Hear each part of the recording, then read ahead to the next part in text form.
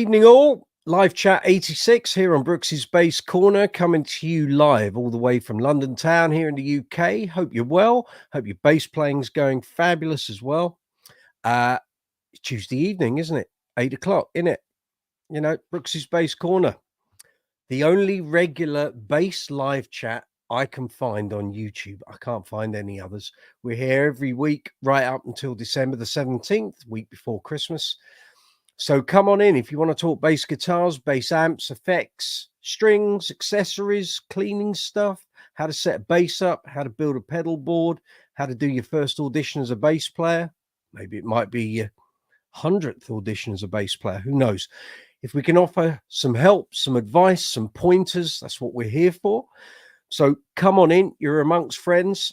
So as I say, we're talking bass guitars and everything to do with bass. So if your gear isn't playing ball, or you've done a gig and you had an absolute stinker and you want some advice how to make things better, come and ask me. If I can help, offer you some pointers, that's what I'm here for. If I can't, I'll open it up to the other fine people that we have here on the Brooksy's Bass Corner live chats on a weekly basis. We're a friendly bunch, so come on, get involved, come on in. It's good to see you. So we're operating on the StreamYard platform onto YouTube. If you want to get involved, you can obviously use the live chat window, which is text-based. Alternatively, if you want to come on to the screen via video, you can do that live. Email me, brooksysbasscorner@gmail.com. You'll see the ticker at the bottom of the screen. Send me an email. I'll send you an invite. You can then click on the invite that I send you. There'll be a link in there, and you will come directly live onto screen. That's how it works. I'm just rearranging my screen here so that I can see immediately any emails that pop in. And then we've got our window, which is beautiful. There we are. Lovely. Okay. So here we are. It's Tuesday evening, as I said. It's coming up end of October. I'm not really sure where the year has gone. It's sort of flown by, but there we are. So if you were here on last week's live chat, you'll know that my new band project, Uncle Funk's Decades of Dance. I nearly said Disco Inferno there. No, that's the existing thing. So our new project, Decades of Dance, we had our first gig on Saturday, just gone, at South Mill Arts Centre in Bishop Stortford here in the UK. It was a resounding success. We had an absolute blast. As far as I'm aware, everyone that was there had an absolute whale of a time. I've seen an email in the past half an hour that our frontman and band leader has been approached by many people since Saturday, telling him how much they enjoyed it. Can't wait to come to the next show. So now we've got to get all the promotional material out, and hopefully the theatres and the promoters and the agents will sort of bite the bait, so to speak, and start booking it. So looking forward to it. But the show was fab. There are clips online. We're working on some promo videos and some social media content, sort of reels and shorts and stuff at the moment. So that stuff will appear officially with properly mixed sound and what have you. But there are little clips that people are in the audience. So if you want to see any of that, if you go to Uncle Funk's Disco Inferno on Facebook or on Instagram, you will see clips that audience members have posted up. So it looks really good. And actually one clip I watched last night, which was filmed on a phone in the audience, just sounded amazing. I was like, if that's how it sounded out front, I'm really pleased. So sound men, Theo, Ryan, not that you're watching my live chats, but you did a blinder, lads. So what I'm hearing on someone's phone, if that's how good it sounded in the hall, then superb. I can't thank you enough. So, you know, thank you for doing all of that. And yeah, it sounded great. So that's all good. So that was my week last week, and I had a Queen gig the night before down in Plymouth. So I had an interesting 48 hours. So 5-hour trip all the way to Plymouth from West London, did a show there, got back in the car, came back, got home at like 5 to 4 on Saturday morning, got up, got the basses ready, did my pedal board, got out the door at 2 o'clock, and I was at the venue for 3:30, ready to go, getting set up. So it was a lively weekend, put it that way. So Sunday I had a long rest and I needed it. So all good, all good. But here we are. So that's all put to bed for the time being until the next batch of gigs for that come in. So this week, oh goodness, what have I got this week? This week is an interesting thing. So someone I've worked with in the past got in touch with me on Saturday, actually, while I was driving to the Uncle Funk show, and offered me a gig for this Saturday in the center of town. I can't say too much about it at the moment because I've got to see how this Saturday show goes, and we have to see how the management of the venue we're playing in like what we're going to do, and also have to see if the band works. I'm sure it will. We've worked together before. But it could be something really good for me. Could mean I do a lot more London gigs, which I haven't done for quite a while. And interesting.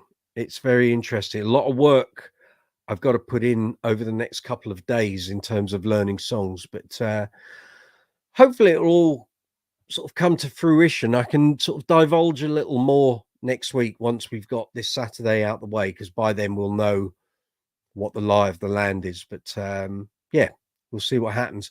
Then I've got a Queen gig on Monday in Wales, then got another Queen gig next Friday in Wales again, doing a lot of stuff in Wales lately.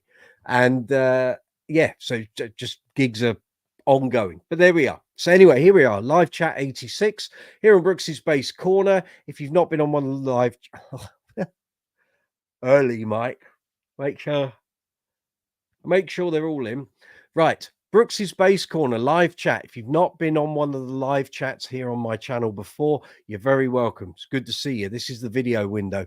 Directly below, if you're on the mobile app, is the live chat window.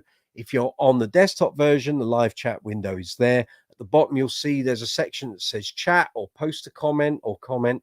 Put your pointer, cursor, arrow, whatever you use, in there. Type your comment, type your question, press send. It'll appear here on my feed. Stacey Ann from North Carolina, good to see you. You're first on. I don't know if we've got other viewers at the moment. We might have. Oh, there's a few. Okay, very good. Just checking. Yeah, there's a few people there. Good. I was getting worried there that it wasn't working. So evening to you. Hope you're well. So yes, that's the live chat window at the bottom. Post your message, press send. It'll appear here in the feed. Next to the comments box, you'll see an emoji icon. So feel free to give that an absolute pummeling. It works in terms of the YouTube algorithm. The more emojis you add, the more the algorithm likes it. It shows that you're getting involved in the chat and in the live chat. William Derbyshire, good to see you. Keith Doherty, evening. How you doing?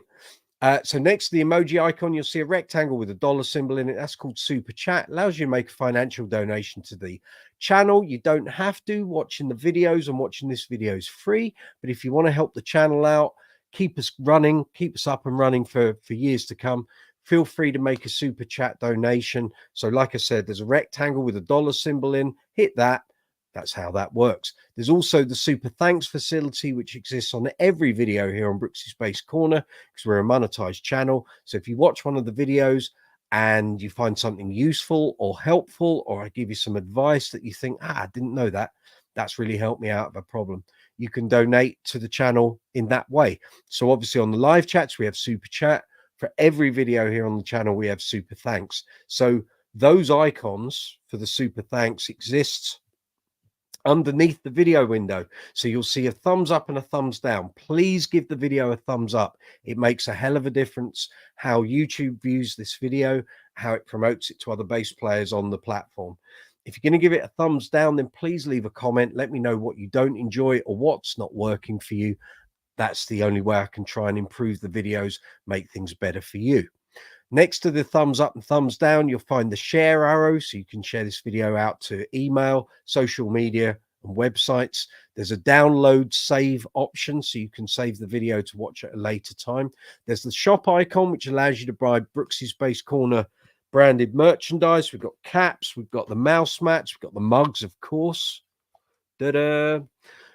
We've got all the t-shirts, all the leisure wear, sweatshirts, hoodies.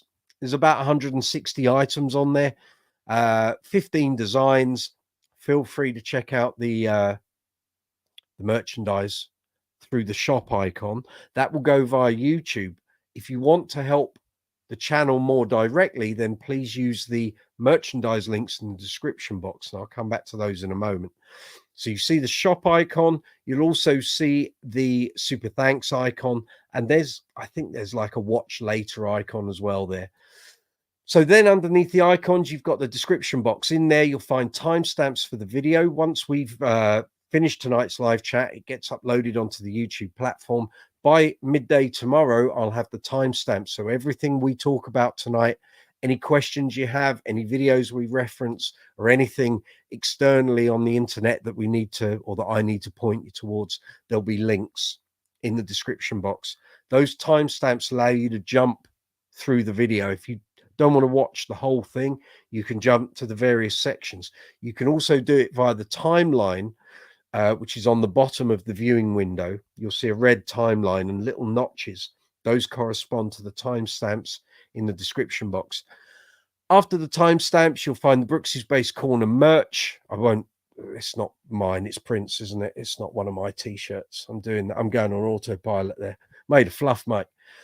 You'll find the Brooksy Space Corner merch links underneath the timestamps in the description box. After that, you'll find affiliate links which help the channel. So there are affiliate links there for the Bass Centre here in the UK, who are currently celebrating their 40th anniversary. Evening, Barry. Evening, Jill. Evening, Dave, if any of you are watching. So if you want Bass Centre caps or t-shirts or elite strings or any of the basses in their range, in the bass collection range, there's the British Bass Masters range as well, which are their signature models referring to various famous bass luminaries from the UK. You'll find all those links, and anything you purchase using those links, we get a small affiliate commission, which will help the channel. After that, you'll find affiliate links for Top Cashback, StreamYard, and vidIQ. And then after that, you'll find the bass retailers, if you like, musical retailer stores that are online. So if you got any bass purchases, amps, effects, strings, accessories, gig bags, anything to do with bass, if you're thinking of buying some new items, you can help the channel. So there's affiliate links there for Amazon.com worldwide. There's Thomann, Gear for Music, and Andertons. So wherever you are in the world, if you've got any bass purchases coming up, maybe some strings, some leads, gig bag, new pedal, you can help the channel using those links.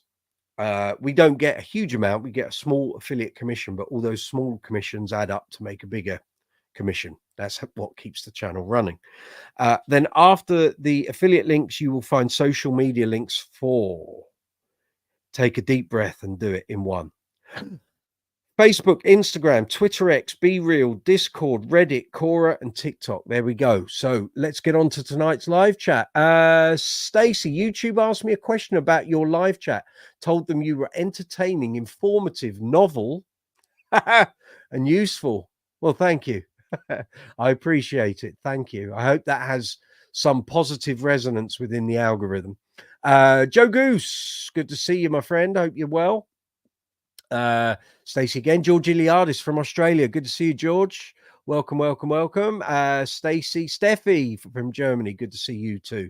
Hope everyone's well. Hope all the bass playing's going well. Steffi, how are the lessons going? I presume you've kept up with them. You need to give us an update how the lessons are doing. So tonight's topic of conversation, if you've come through directly from YouTube, you'll know it's the title of the video. So 4-string bass, 5-string bass, 6-string bass. If you want to talk 7, 8s, 10s, and 12s, we can do that as well. Which do you prefer and why?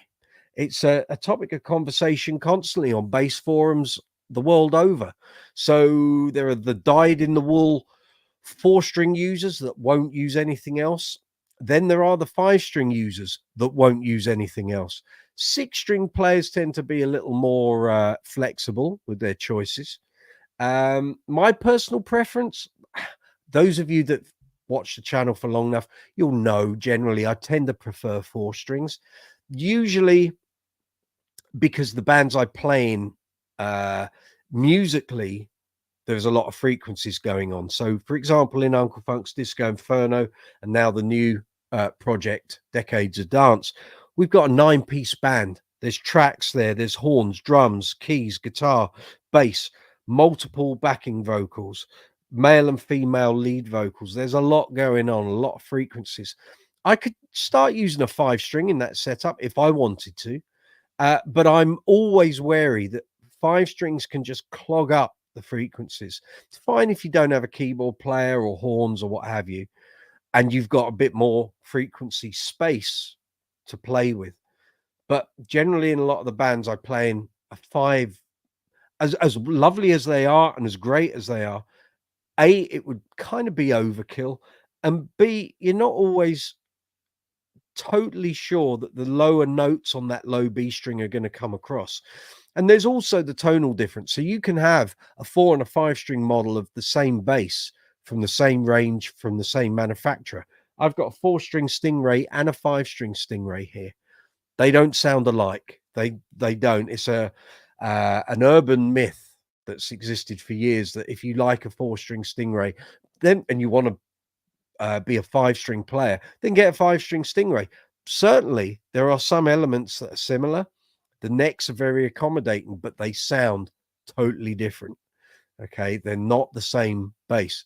Now, when you start going into the realms of 6-string, then you're talking about more chordal approaches, more melodic approaches, because not only have you got a low B, you've got a high C.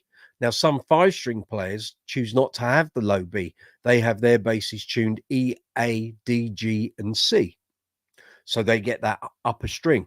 The only problem with that C string is it can start to venture into the frequency range of a 6-string guitar. So again, if you're a solo player, for example, Steve Lawson, Evening Steve, he doesn't watch this, but used to be one of my colleagues at Bass Guitar Magazine and bass player, of course. He's a 6-string player predominantly, plays solo, usually a musician on his own with tracks and triggering and what have you. Sometimes he does band stuff, but generally I've always seen him with a 6-string bass. And his approach is very melodic, very chordal. There's lots of things going on. But for general players, a 6-string is going to be overkill for what you need to do as a bass player. Now, that's not to say you might be in a project, you might be in a progressive rock project or a metal project where 6-string is exactly what you need. And there's nothing wrong with that. And some players also with 5 strings, it's exactly what they need for that job. My preference is if I don't need to use a 5 and a 4 will do that job that I need it to do, if I can use an octave pedal or I can use the Digitech drop pedal to get me into that lower frequency range that I might need without having to use a 5, then I'll do that. If I need to use a 5, then fine, no problem. I'll put in the hours and do the extra bit of practice to get refamiliarized with a 5-string neck and bang, off we go. But the new project, the Decades of Dance show, I thought was going to need at least one 5-string, maybe a couple and a couple of 4s. When it came to it on Saturday and having done the rehearsals, I ended up with 3 4-strings. I had my 4-string Stingray, because a lot of the dance material through the 80s, 90s, early 2000s tended to be played on Stingrays. So I had the 4-string, I had a 4-string GB Rumor, and I also took my Fender Marcus Miller Jazz with a John East preamp in it, and also the Stingray had a John East preamp in. And actually, between all 3, everything was covered. And I look back thinking, well, you were going to bring 4 basses to this minimum. You're going to bring 2 5s and 2 4s. When we get out to Theatreland, then there's possibilities that I can do that and swap basses over for songs. But on Saturday night, the changes between the songs, the sets, having the voice intro, we had Mike Reed, who's a famous DJ from here in the UK. He was doing our voiceover intros for each decade. as we went from decade to decade with the material. There simply was not time.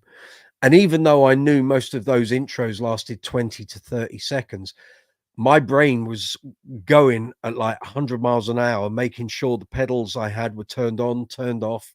Tuner wasn't muting if I didn't need it to be. There was so much going on that if I'd started getting into the realms of changing basses over, it would have got really messy. But as it was, I used the Stingray for the first set, used the GB for the second, and it worked perfectly, actually. So probably going forward, those will be the three. I might add in a status in there somewhere further down the line. We'll see. Might start taking the Series 2000 out to make the 80s set look a little more, what's the word?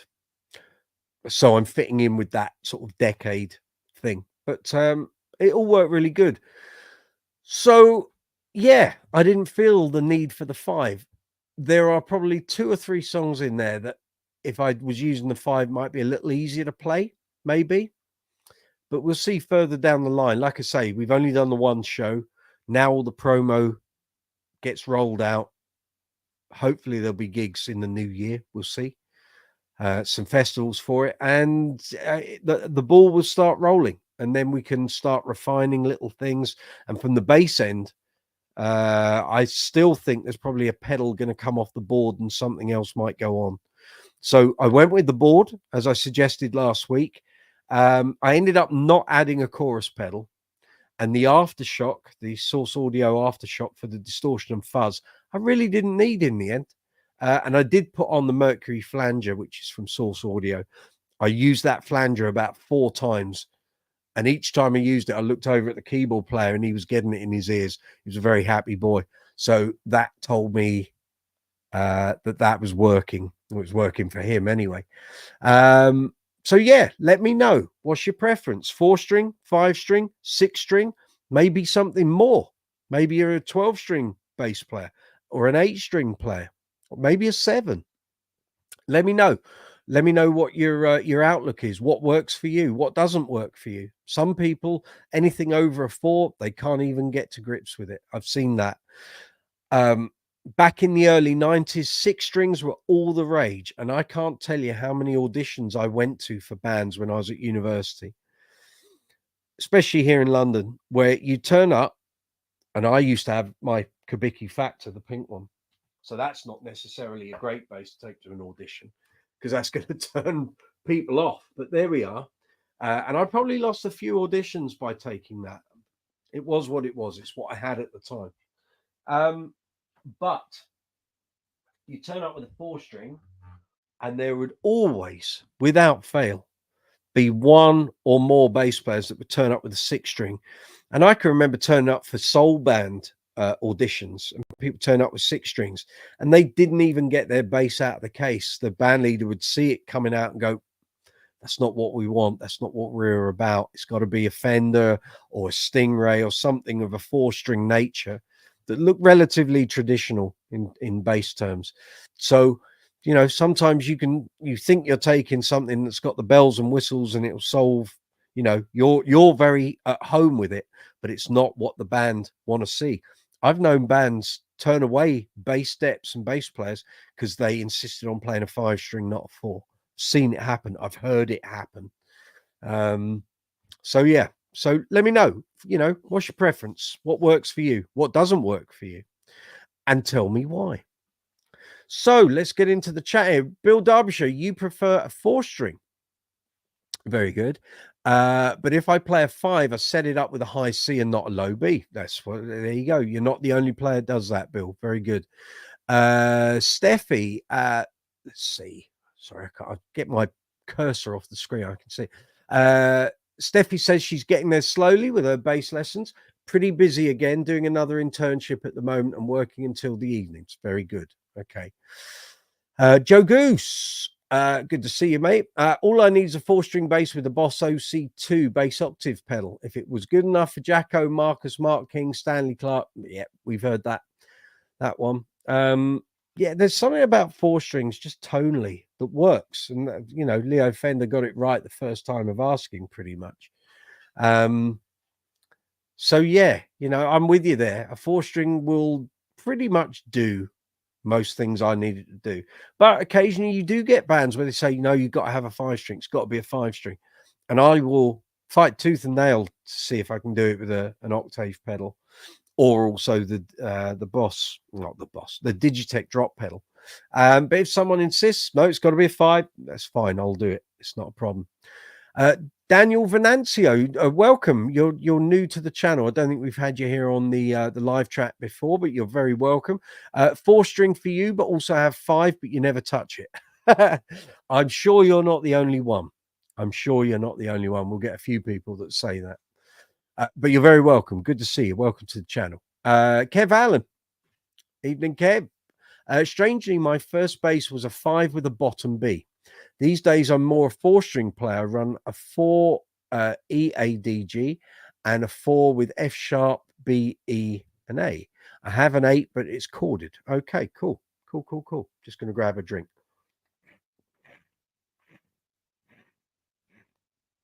Good to know. Good to know. Well, we'll keep popping back to that throughout the evening.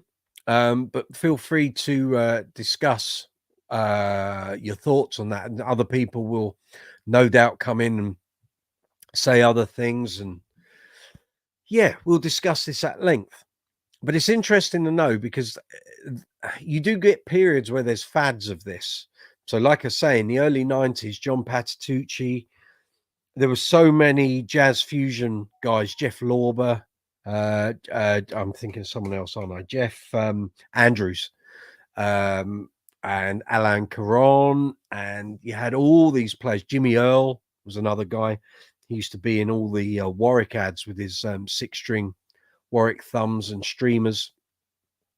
So all those kind of things were very prevalent in the early 90s. And then here in the UK, as Britpop sort of came about after grunge, everyone was reverting back to 4-string Fenders, Precisions, Jazzes, Rickenbackers, Gibsons, all of that sort of thing. And the whole 6-string and bass exotica thing faded out big time.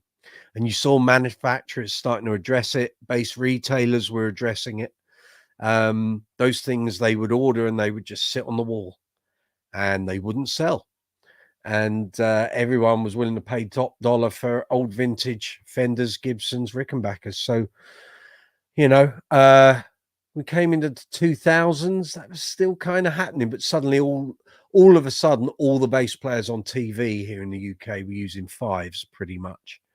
And then kind of as we went into the sort of late 2000s, 2010s, it's just been a mishmash of stuff. Sometimes you'll see the odd 6, but certainly the popularity for 6-string bass is not what it once was. And to be honest, a lot of 6-strings now are just custom orders. You don't find a lot of manufacturers offering 6s generally, not that I see. Have I ever owned one? No. I've reviewed several, and they're always nice to play, and the necks are good, but there's so much to them, and unless you're in a project or a recording situation or a writing situation where you're going to get the most from it, it's really hard to sort of put it to the test. I know when I did the reviews, I certainly couldn't take them out on the gigs that I did. It just wouldn't have looked right, wouldn't have sounded right.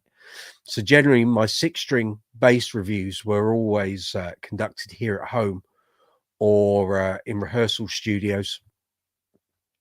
So they got tested one way or another. I just couldn't take them out on the gigs I was doing. It would have looked a bit odd. Kev Allen, do people with 4s and 5s find chords easier on the 5 with the tighter string spacing? Well, for me personally, Kev, I don't know if I do. A couple of the 5s I've got here are still sort of 18, 19 millimeter string spacing. Certainly my Rumor 5. Let me pull that out. I can't remember what the string spacing on this is. It could well still be 19. And I think I've got a string spacing adjuster on each saddle. So I think that's still 19. But that sort of thing, whether I find playing chords easier on a 5, it's only when I'm doing the practice that I'll know whether I can or not. But then if I go from that to the Stingray 5, that does have a tighter string space. And sometimes that tighter spacing isn't always the best thing. It actually makes playing chords trickier. So it's a case of, whatever the project is that you're doing, it's a case of really sort of sitting down, doing your homework, and getting familiar with the physical attributes of the bass you're going to use.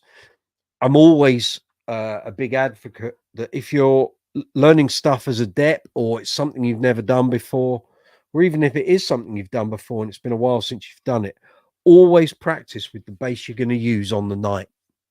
It's a big thing. When I first started depping, as time went on, I kind of had these sort of set rules that I sort of stuck myself to. And that was one of the things. Always use the bass that you're going to be using on the night, because what you want to do is get your head and your body into the space that on the night you want it to be as close to how you've practiced it. So you want the muscle memory. You want to know how that bass is going to feel how it's going to feel when you're wearing it and playing it, keeping the strap length consistent. Practice standing up when you're learning parts and you're running stuff leading up to a gig. Then yeah, obviously if you want to sit down or sit in a chair or on your bed or however you're practicing, that's fine. But once you start running the set to create repetition and muscle memory and familiarity, you want that bass on you at the height it's going to sit at on the gig, with the bass set up how you're going to play it. So do not start mucking around with action and string height and pickup height like on the morning of your gig. Do all of that in the week leading up to the gig. So when you're running the set, the full set might be a 2-hour set or more at home in the days leading up to it. You want complete familiarity. So when you get out on that stage, whether it's in front of 10 people, 100 people, 1,000, might be 10,000 or more, your headspace goes straight back into how you were preparing it. So if you get flustered or something goes wrong, or the monitors go down or the back line goes down, but they're still getting your sound through the system, you aren't flustered because you've already done this 100 times at home. You've already played it. The bass is feeling exactly how it normally feels.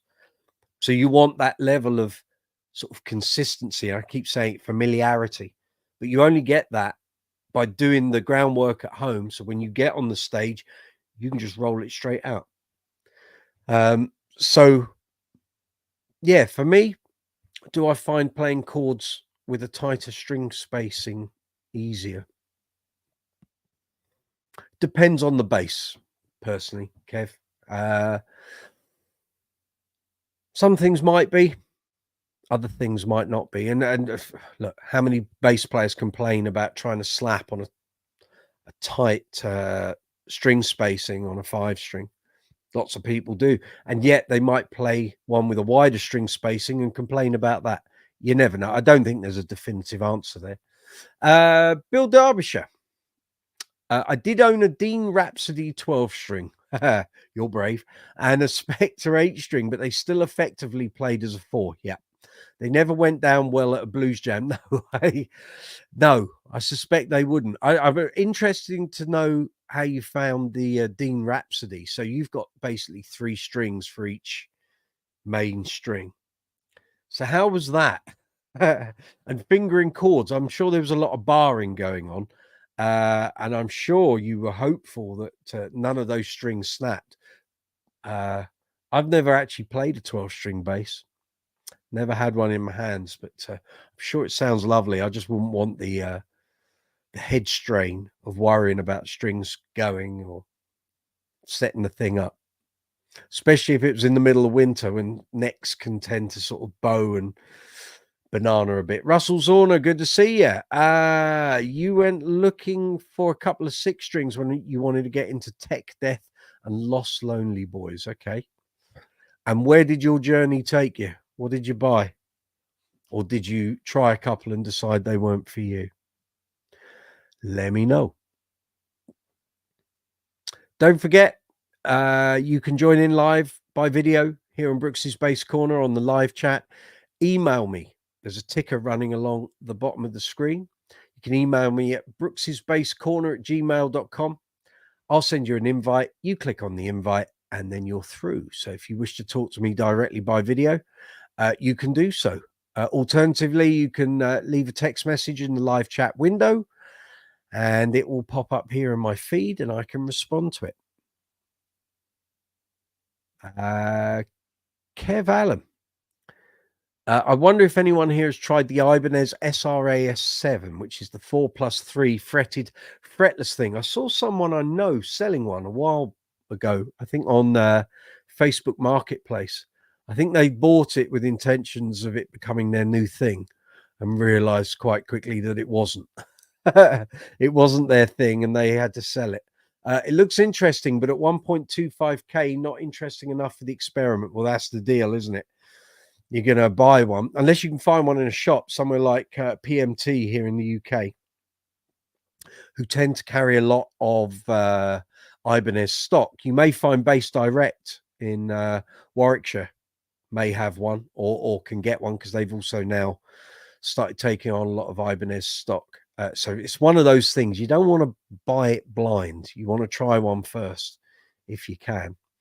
Russell Zorner, you have a Carvin LB76F for Tech Death, and you couldn't get a brownie like Hoyo Garza.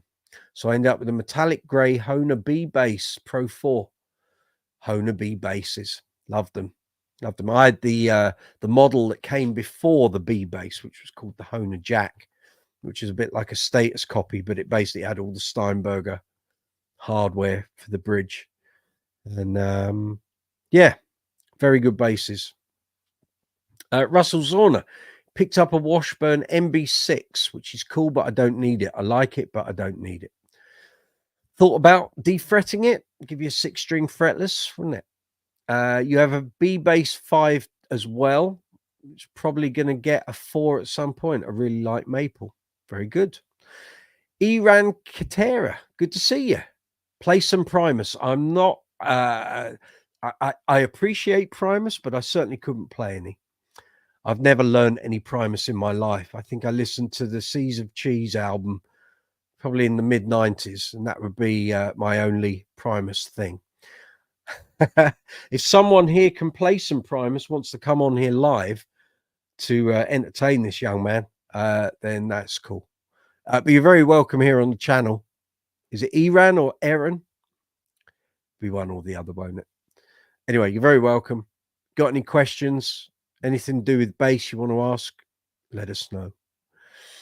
So here we are, Brooksy's Base Corner, live chat 86. Yes, we've done 86 of these. They're all there for your viewing pleasure on the live chat playlist here on the channel. So if you want to check out any of the past live chats, feel free.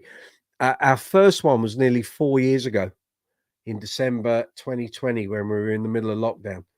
So all I can say is thank you to those of you who've sort of followed the journey, so to speak. It's been a long and winding road, but you're very welcome here every Tuesday night. And then after Christmas, when we get into New Year, we're going to do some Saturdays.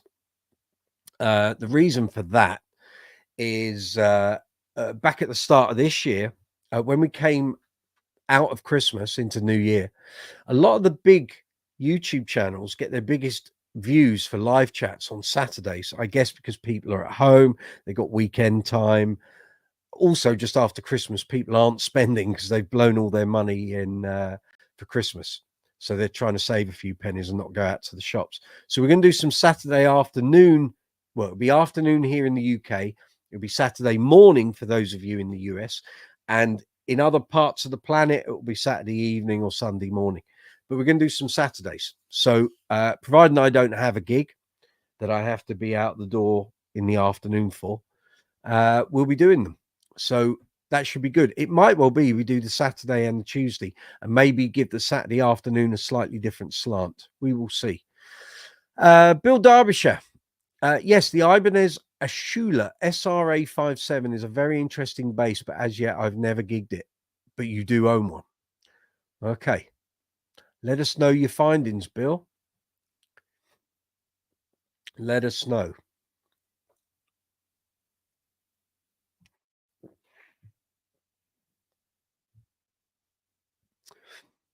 So, anyone been out gigging? Any new purchases? Anyone bought anything new? Obviously, I'll repeat again, we've got Black Friday approaching in a month's time. So I will be doing Brooksy's Bass Corner Black Friday Superstore again, like I did last year. If you don't know what I'm talking about, the video is in the live chat playlist. I can put a link up here, of course. Let me just find that for you. And basically, you can sit with me as I sift through multiple websites across the internet looking for Black Friday bargains for you all. Last year, we found quite a few bits and pieces, saved some people some serious money. So we'll be doing that again this year on Black Friday. The only thing is, I have a gig that day, and I need to be away from here by around 12:30 at lunchtime. So I'm going to be doing it from about 9 a.m. till midday here in the UK. So if you want to take part and come along for the ride, be here at 9 a.m. Otherwise, for those of you in the US, you'll probably be in bed, of course. You can check the video out and catch up afterwards. That's no problem. Russell Zorner, my LB76F is fretless already.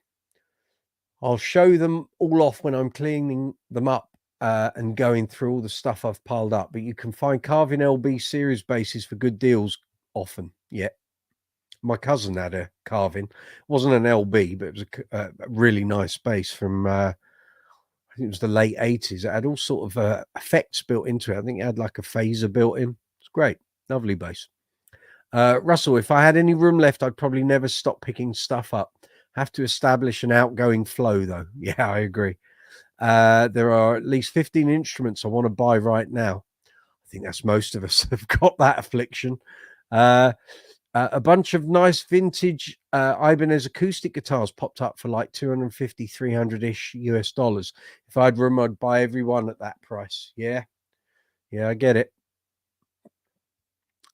Kev Allen, new purchases. Here we go. A sub-decay Vitruvian modulator pedal. Right, now in layman's terms, what is that? Advice to others, don't buy it if you have one. Give it to the guitar player.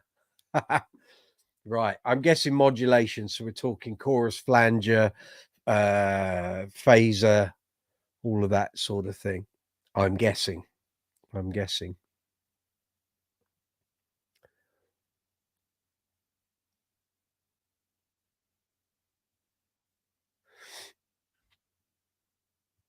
I am guessing.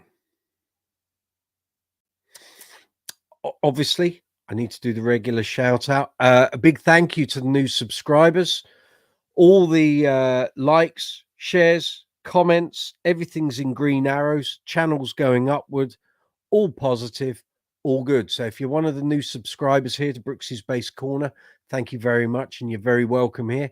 Of course, you got any questions, any comments, anything you'd like to see here on the channel, let me know. We've had 2 new subscribers since the live chat started. So if you're amongst those, then thank you very much. I'm tilting my head because I've got the viewing panel for the camera. It's just on the edge of my my screen on my monitor here, and I can't see what I'm trying to click there. Very good. So if you are one of the new subscribers, welcome. Good to see you. Good to have you on board. All good. Bill Derbyshire, it's a lot easier to play than you might think. We're talking about the Ibanez 4+3. Having said that, it's the only bass I own that I still have to play sitting down. Yeah, I think the neck is, the fingerboard's quite broad, isn't it? I'm trying to picture it in my head. I'll call it up on a link in a moment. Kev Allen, it's more a ring modulator. Okay, we're talking about the pedal, the sub-decay Vitruvian modulator pedal. Sounds like something out of Star Trek. With a right, so ring modulator with a random pitch shift. Okay. Russell, just wanted to say hello. Got to get back to cutting boards for the Lab Shop Studio. You take care, Russell. See you next week, hopefully. Thanks for the chat and being kind. That's what we're here for. We're friendly people. Everyone have a good day. Thank you. You take care. Look after yourself. Happy voting next week, of course. Yeah. So a big thank you to all new subscribers. Thank you. All the comments, likes, and shares, they don't go unnoticed. So thank you. I can see all my analytics are in a good place at the moment. So, you know, everyone that's interacting with the channel, sharing the videos, big deal. It's a big deal. If you share any videos from Brooksy's Base Corner out social media with a positive message, it really helps. It really does, getting the content out there to people. And it just helps, you know, views, however little someone watches, it's another view. It's a big deal. So thank you.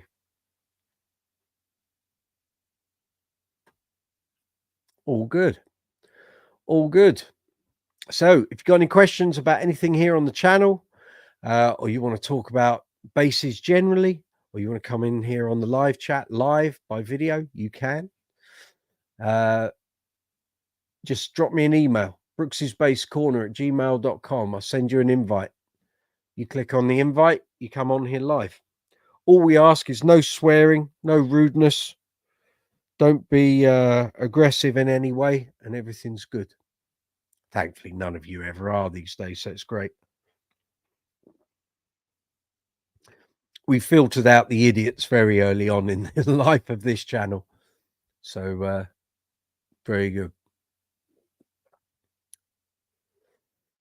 Let's just check the feed health. Just bear me a second. Stream health is excellent. YouTube's not currently receiving data. If you believe this is incorrect, ensure you're sending a stream and that it is configured with the correct stream key. Well, oh, I see. Right, that was when I was just checking if this was running. Sorry, it confused me a little there. Okay, very good. That was just before the live chat. I was clicked on there's a thing called analytics for the YouTube studio, which is a different view to what I have from StreamYard, and I clicked on it, and obviously the stream hadn't started, so that's what that message was all about. Kev Allen, any double neck players? Well, there's a thing, hey. Not here, Kev. Never had a need for one. Had the option to buy a few over the years. I nearly bought I say I nearly bought. I sort of looked at it and thought, that's really nice. And then I thought, you're never going to use it. I had a couple of opportunities to buy status double necks. And I think I crossed paths with an alembic double neck at some point, but that thing was going to be like carrying an oak tree around, and it was like, I'm not even going down that road. As lovely as it looked and as great as it sounded, it was like, you're not going to use this. Don't do it. Don't do it. Don't venture down that road. But I think if you're in a band or look, if you're in like a prog rock band or a tribute to Rush or Genesis or whatever, a double neck makes complete sense. But I know, having picked up Billy Sheehan's Attitude double neck, it weighs a ton, and he said it didn't give him shoulder problems, but he felt it every night, and he was using that bass for most of the show. It's a big chunk of wood to carry around, so if you're going to go down that route, make sure you're fit and able. You always wanted the Spinal Tap 8+4. Well, you can always have that made as a custom if you've got the time, inclination, and the funding to do it. I'm sure there's a few bass builders out there that would happily accommodate that request.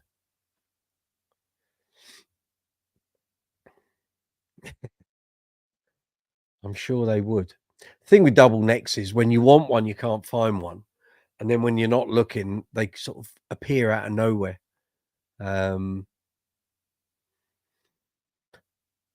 But as I say, you've kind of got to have the need for it, because wearing it and playing it is enough grief. Storing it and transporting it is another. So trying to get a gig bag for something like that is difficult. So you generally have to have a case, and the cases are huge. They really are. So you got to be in it for the long haul if you're going to have one of those. But if you're in a band that's, if you're in a good Genesis or Rush band and it made sense and you're making good money, then go for it. Or that's my perspective on that situation.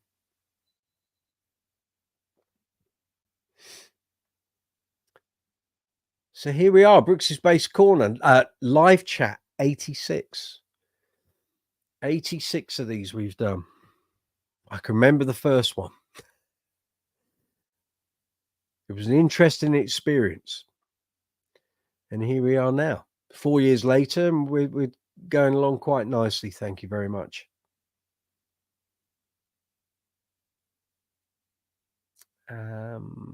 So who got level 42 tickets last Friday for next year's tour? Let us know. Where are you going? Joe Goose, you going? Anyone else here in the UK or Europe? Have you bought your tickets? I think they're doing Holland and Denmark in Europe. Actually, let me just check that. I think that's the case.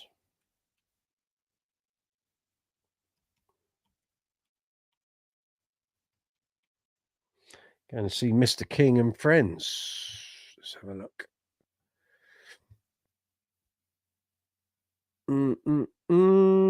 Oh, okay. There's a date in. Oh no, that's this year.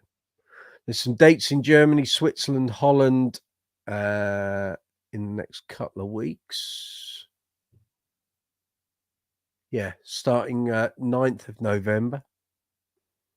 And then next year, it's got the UK tour, and there were some European dates, but for some reason they aren't listing them on their site at the moment.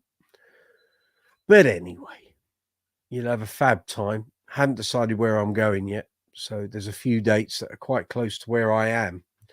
So I'm trying to see what I can do, but there's no point me making plans this far ahead.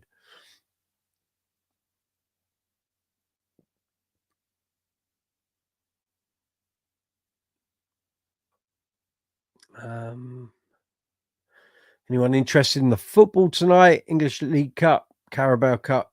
Southampton are 2-1 up against Stoke. Brentford are 1-0 up against Sheffield Wednesday, if that's your thing. So coming up on the channel, let's think. So I've got to get the Jack Bruce interview up this week, because I announced it on social media last Friday. So that dates back to November 2013. So it was just under a year before he died, which was 2014, 25th of October 2014. So that's an interview I did for Bass Guitar Magazine for our 100th issue. He was the cover star for that issue. And the only time I met him, spoke to him again on the phone about 3 months later, because he was supposed to be one of the special guests at the London Bass Guitar Show in 2014, March 2014. Unfortunately, he had to pull out about a week and a half before the show due to illness. And we're very lucky we got Lee Sklar in for that. He sort of dropped in to do Jack's slot because he was over here with Judith Owen. And but yeah, Jack was he was everything you expected him to be. And I'd been forewarned that he could be cantankerous and he can be quite abrasive and doesn't really accept fools gladly. And yet when we sat down, he was very accommodating. And we had quite a lengthy chat. Although I did spend most of the time that we were there at his house just sitting around, because he was being filmed for a documentary which was, I think, part of a DVD that came out with the album, his last album, that came out that time. And me and the photographer from the mag, we were just basically sat there. We couldn't do anything for ages. And then once the film crew left, it was like, oh no, he's a bit tired. It's like, well, we can't come back. So we kind of got to do this. Is he, you know, is he going to be able to sort of stand like an hour of photos and interview? And he did. He did us proud, actually, and he was great. And we did the photos first, and then I rattled off the interview. So what you'll hear is that interview. There is no video. I've got photos and some other bits and bobs that I'm going to use. But yeah, he was great, and he was really sort of welcoming to me. He could have been really narky, but he wasn't. And I think any interview I've done, I always do my homework beforehand, and I think he kind of appreciated that I'd done that. I knew the history, I knew his career, and I wasn't just like some newspaper journalist who didn't really know what they were talking about. So, and he had Fender Precision number 11 there in that house, and I do have a picture of it. And that was an interesting bass. I mean, it's almost like a just a bare bit of wood strung up with strings, but yeah, piece of history right there. I actually expected there to be more Warwicks. He had all his basses and stuff on show, on stands and wall hangers and stuff. I thought there'd be a lot more gear, but unless it was in a lockup somewhere, there wasn't as much as I thought there might be. Kev Allen, not level 42, so obviously we're just talking about level 42 tickets, but you do have some tickets for lesser known experimental jazz players in the London Jazz Festival next month. Oh, you'll enjoy that. I've seen Marcus Miller during the Jazz Festival several times. Very poorly publicized this year. Wonder why. Maybe there'll be a flurry of it next month, because it's normally at the end of the month, isn't it, as we go into December. So maybe there'll be some stuff. Dave Angel, I think I still got a copy of that mag. Pleased to hear it. Welcome, Dave. I can't remember if you've been here on the channel or not before. And is Dave Angel your name, or is it a tongue-in-cheek reference to the Fast Show? It could be. That's why I have to check, you see.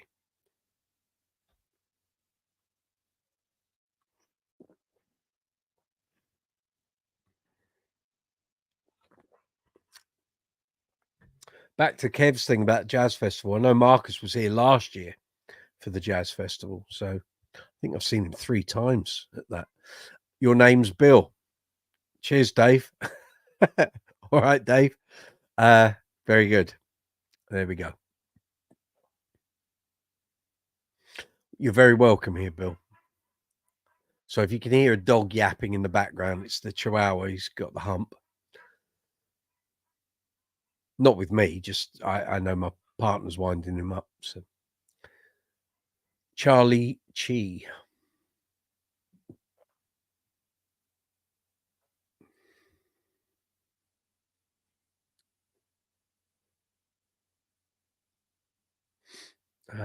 Yeah.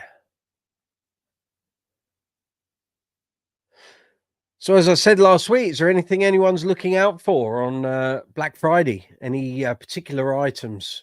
Dave Angel, cheers. I subbed last week. Well, thank you very much. I hope you enjoy the ride. Welcome aboard. If you've got anything you'd like to see here on the channel that's bass related, let me know. Anything you'd find useful as a bass player. If there's a video you'd like to see that no other channels have done, let me know. If there's something I can help with, that's what we're here for.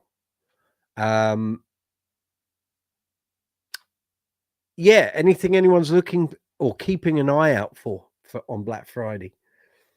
Last year, there's some great bits and pieces. I found the Source Audio Spectrum filter, which is like an amazing envelope filter. And with Source Audio's app, allows you to do so much with it. And we managed to find those for £160, down from about 230. And they got snapped up very quick. I don't know if anyone on here benefited from me finding that. But if you did, then well done. Lots of people got cheap strings. I know that. There was, I can't remember who it was, bought the Nux Melvin Lee Davis pedal. Gareth Harrison, good to see you. Welcome from a rainy Manchester, or is it a dry Manchester tonight? But yeah, we found quite a lot of bargains for people last year. So my intention is to do exactly the same again this year, if we can.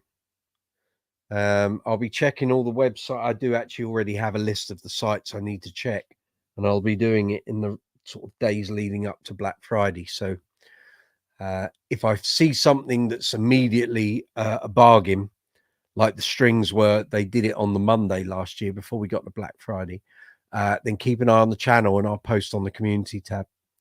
It's dry at the moment. Very good. Very good.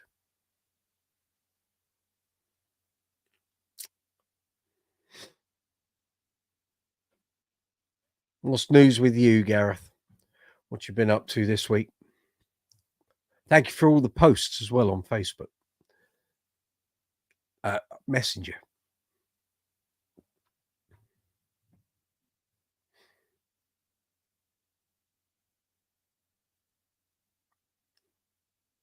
Any new purchases this week? Anything cropped up?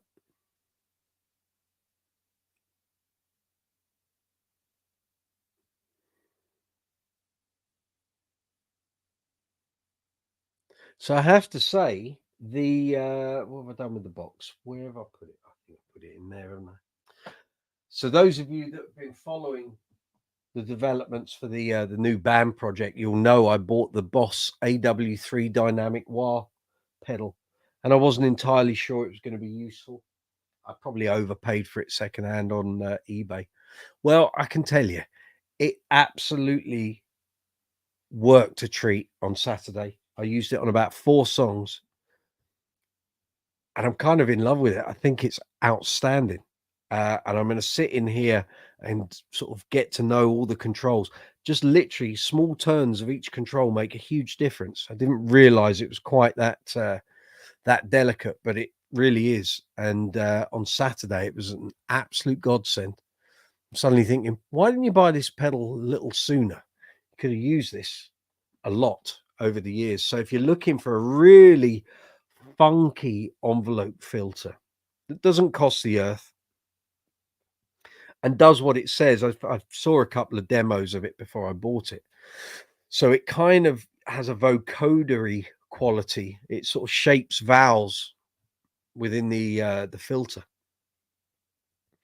and it sounds great. It really does. And I used it on a couple of songs on Saturday that I hadn't planned on using it on, and it just kind of lifted them up. It was like the icing on the cake. So if you're checking out filter pedals, envelope filters, wah-wahs, take a look at the Boss Dynamic Wah. It has 2 separate inputs, a guitar input and a bass one. Don't do what I did at Soundcheck, which is plug into the guitar one, because it takes all your bass frequency away, unless that's what you want it to do. The problem is, if you're playing it and there's no bass frequency, when you turn that pedal back off and you go back into your regular sound, the sound man almost dies of a heart attack because suddenly there's loads of bass boost everywhere. But it worked really good. I'm really pleased. So now I don't think I did overpay for it on eBay. It's going to get a lot of use. Gareth Harrison, have you got any recommendations for a flanger pedal? We were adding Dancing in the Moonlight by Thin Lizzy to the set, and I think the bass has flanger on it. Yeah. What's your budget, Gareth? Because there are millions of flanger pedals that I can recommend to you. I just need to know what you're prepared to pay. There's no point me recommending a £200 pedal if you want to spend 20 quid. So you tell me what your budget is, and I'll tell you what my favorites are, and then you can sort of go online and try and find whether you want to buy one new or secondhand. If you're going to buy new, don't forget to use, or pre-owned, don't forget to use the affiliate links, please. 150 poundish. Okay, right. Well, I picked up a couple of months ago, I picked up the Source Audio Mercury Flanger, and I got that for £95, I think, from Bass Direct. It was second hand. New, they're about 190. So if you want a new one, that's not too far out of your budget, but keep an eye out for a second-hand one. I love Source Audio gear because it's so tailorable. You connect it to their app and you can literally go into all the parameters and just, so it's not just the controls you've got, it's everything within the guts of it. So I would say theirs is the most flexible. Another really popular one is the I think it's the BF3 by Boss, which is the third iteration of their flanger. I think it's that. Hold on. It is the BF3, which is like a hot pink purple color. So that's really good.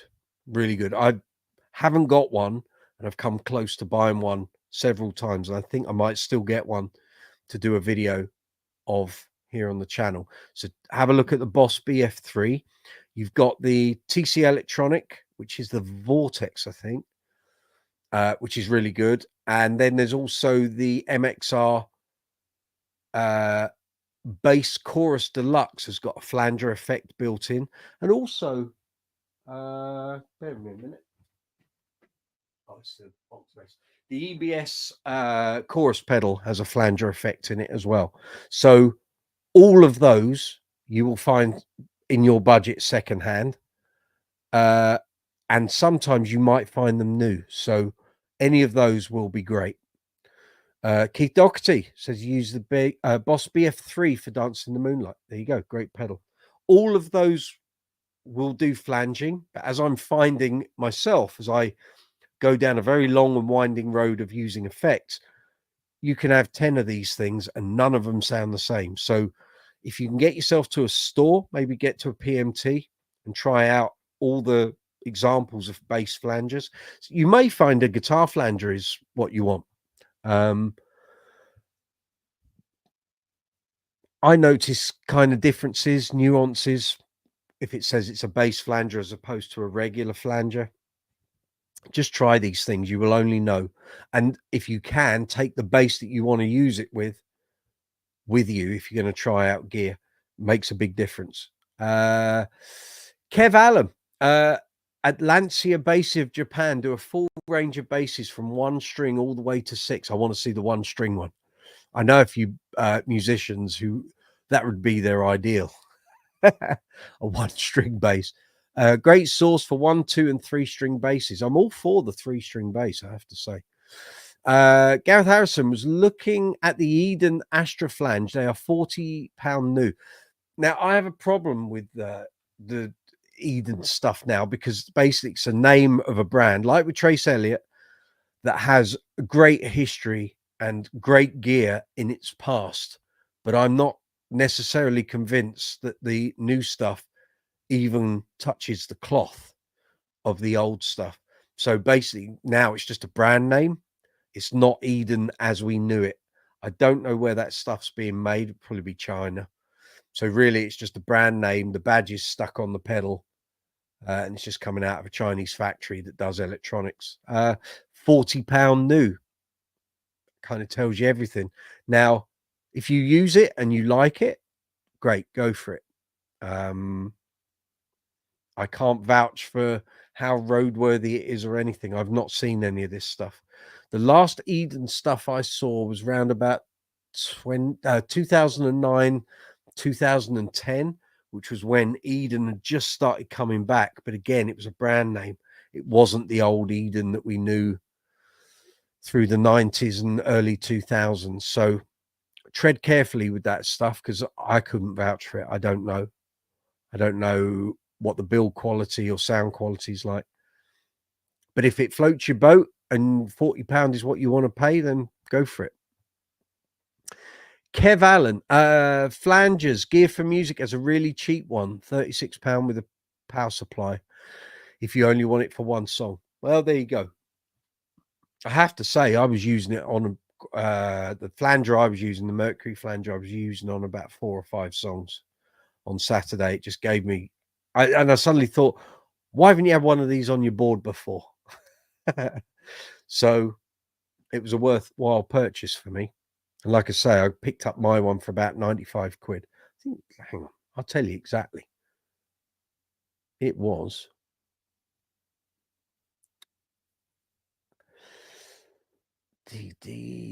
It was.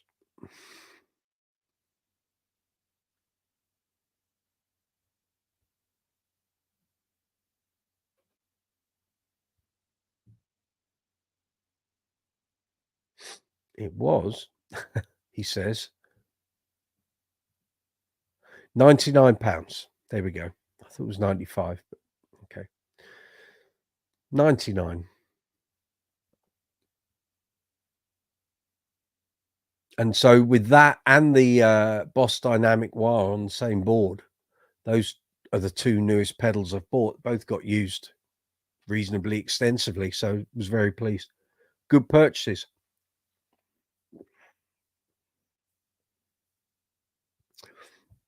It's 9:10 here in London town, here in the UK. This is live chat 86 on Brooksy's Bass Corner. You're very welcome.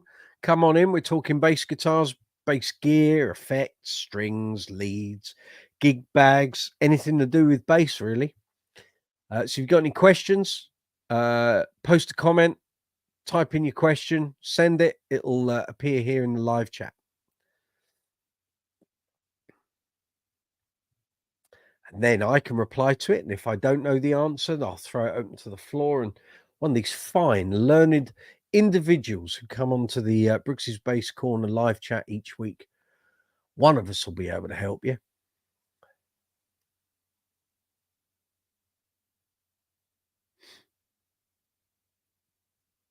We'll at least try our best, of course.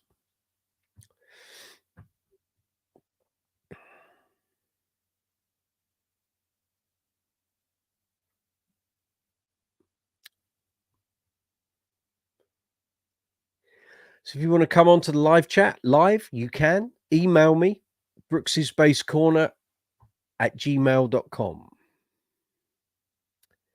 I will send you an invite. You click on the invite and you can then appear here on screen. We can have a chat. We can actually have up to 8 people on at any one time. So if anyone wants to talk about anything particularly and then others want to join in, we can do that. We certainly can.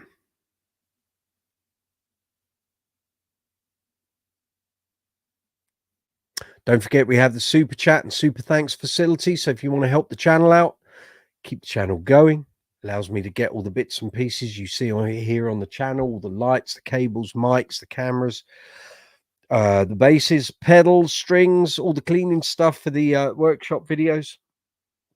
If you hit the super chat button on the right hand side of the text box on the live chat window, you can donate to the channel if you wish to do so. You don't have to, but if you wish to do so, you can. Or you can buy Brooksy's Bass Corner merch, and links for that are in the description box.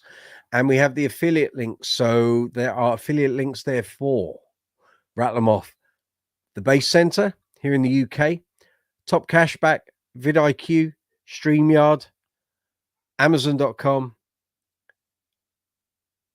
Toman, Gear for Music, and Andertons.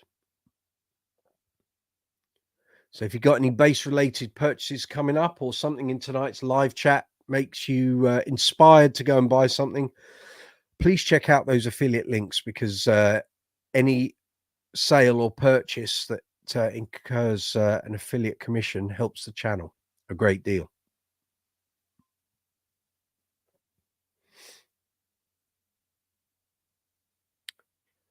Any questions? Anyone want to ask me anything while it's a quiet moment?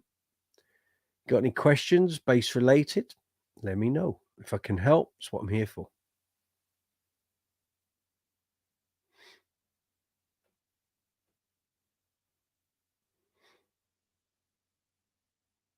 Anything you'd like to see here on the channel? Anything you've seen on the channel? You got any questions? Maybe one of the interviews or one of the gear reviews? Let me know.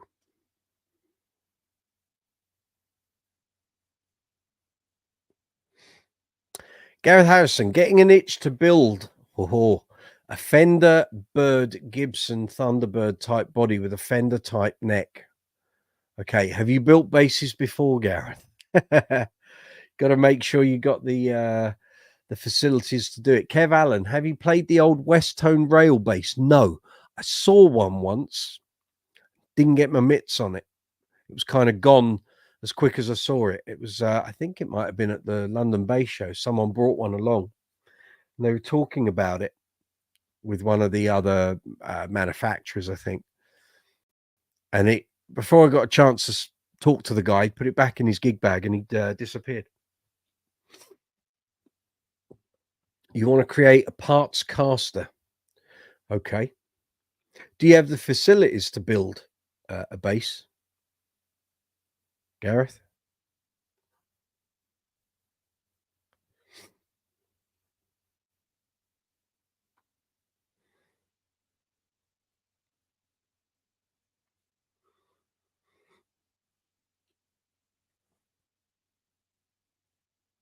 I think let me just check. I think Ashdown in their sort of recent bass range do something that's kind of like that. Let me just check.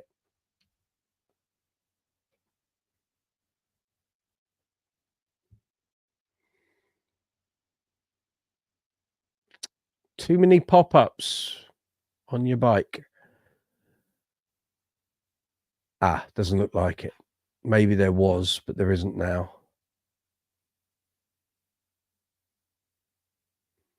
Okay.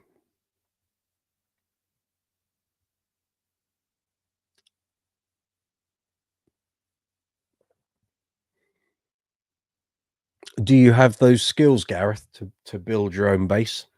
Or are you gonna literally get stuff from like trying to think, what's that place? What's the place that does all the bodies? Beginning with W. So I'm going on my hard drive, I'll find it. I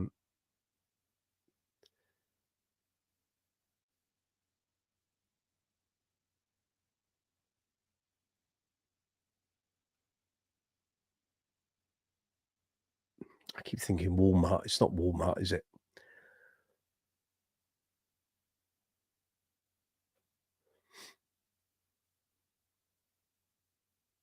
Warmouth. Thank you. That's what I'm thinking of.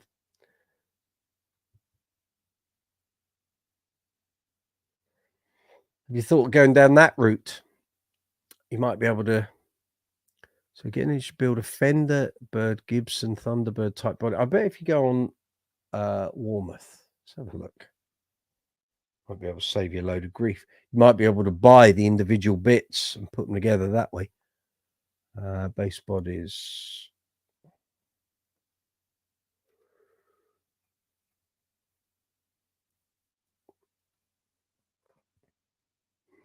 Looks like we've got everything but at the moment.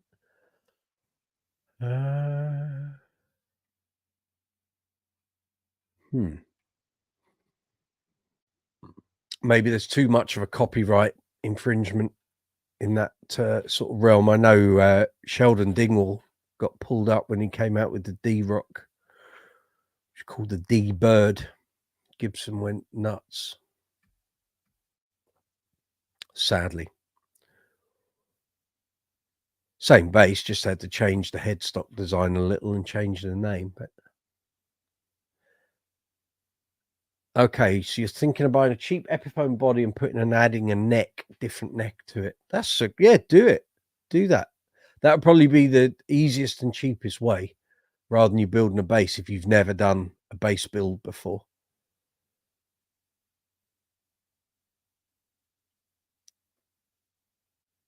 For me, Thunderbird bodies just don't work. I'm not a fan at all. There's something terribly wrong with the inherent design. I know loads of people like them, but not for me. It's like trying to control a fish. The thing's all over the shop. Although I have to say the Dingwall D-Rock works. That really works. But also that's got a very sculpted body, and it's it's had some technical thought put into it. I was never convinced that the Thunderbird by Gibson had much thought at all. I think someone just got a blank bit of paper and thought, oh, let's just create something, which was fine, but doesn't work for me. Kev Allen, one of my favorite punk bassists, used to play a Thunderbird, but now has a small company that makes a Rickenbacker body with custom Thunderbird pickups. See, that would work. That would work. Although you're forsaking the classic Rickenbacker pickup sound for what I would consider Thunderbird pickups would sound like someone trying to play with a pillow over the speaker. But again, each to their own. If that's what works for you, go for it. Gareth Harrison, I love the sounds of a Thunderbird, just like the necks, and it's something John Entwistle did. Yeah, sure. I get it. Actually, have a look on the Bass Center site. I think they did. Something's making me think a company does this and offers a relatively affordable option. Let's have a look at the British Bass Masters. This could be wrong here. They do the Frankenstein bass. Right. Yeah, sorry, I'm getting my wires crossed here.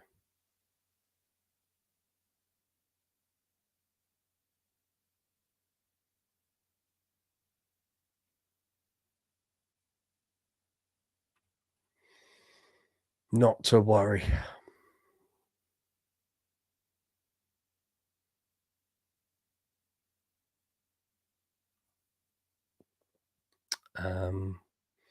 Okay. Patrick Sweeney, good to see you. Welcome. Welcome. Hope you're well. Hope gigs are going well.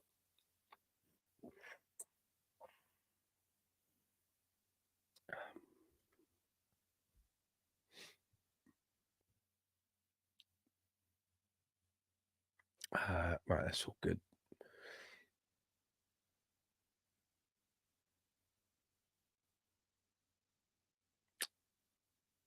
So if anyone wants to come on live, you can. Just email brooksyspaccorner@gmail.com. I'll send you a invite. You click on the invite link and it'll bring you straight through here onto the video, and we can talk. We can chat. Now there's Stacy saying hello to Patrick. The regulars. Very good.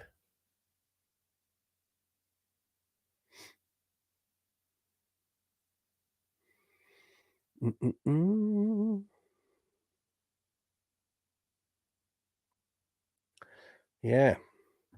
How's everything going with the band, Patrick? Nice and busy, I hope.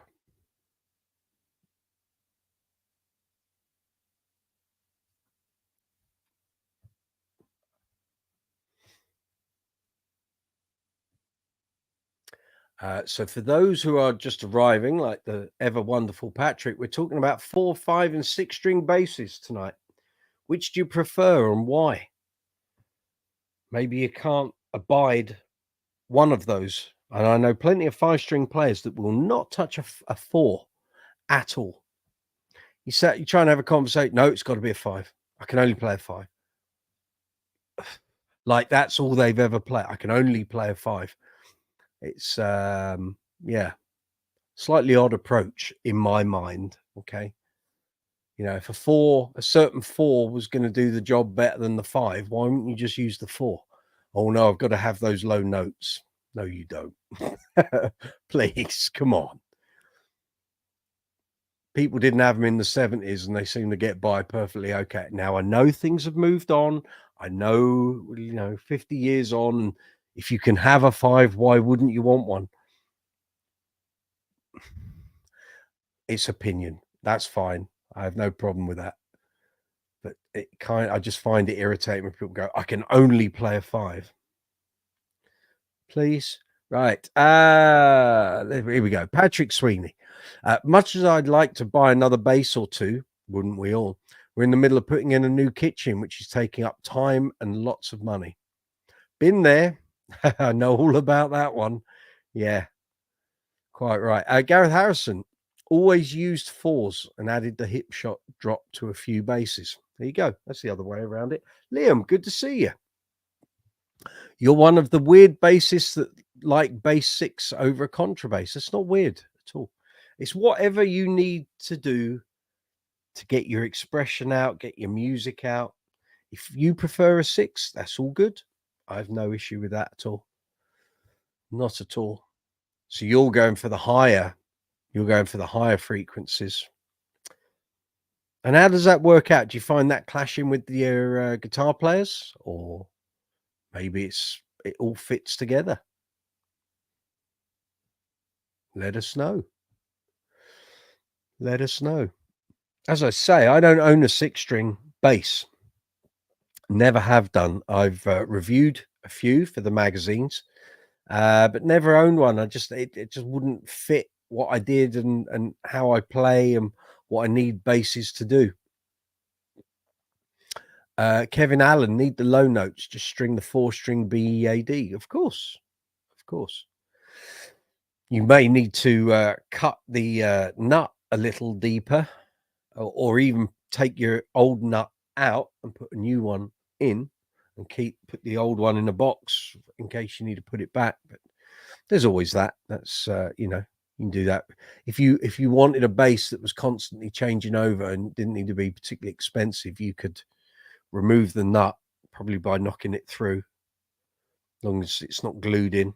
Well, it might be glued in, and you just banging it will get it out. And put a new nut in to accommodate the lower strings. And then when you're not doing that, you can put the other nut back in. Just all you're going to do is not glue it in. You could always tune a 4 to BEAD. Of course. Of course.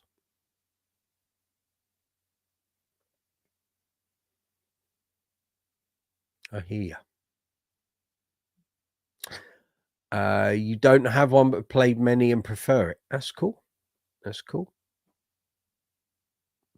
Patrick, yes, gigs are busy. Good. Did a Halloween party at the weekend. Very good. Did a rustic fair as well. Okay. All well is barbers and damp spaniels. Lots of inquiries from well-heeled couples. So all good. That's what you want. Fabulous. Super stuff. Super. Yeah, our gig was very good as well. The first Decades of Dance show. It looked fab. I've seen the pictures. It just looked fab. And there's been a couple of clips posted up on Facebook by people that were there. And I have to say, the out front sound that was captured on people's phones was amazing. I'm so in awe of our sound men. They made it sound exactly how it needed to sound.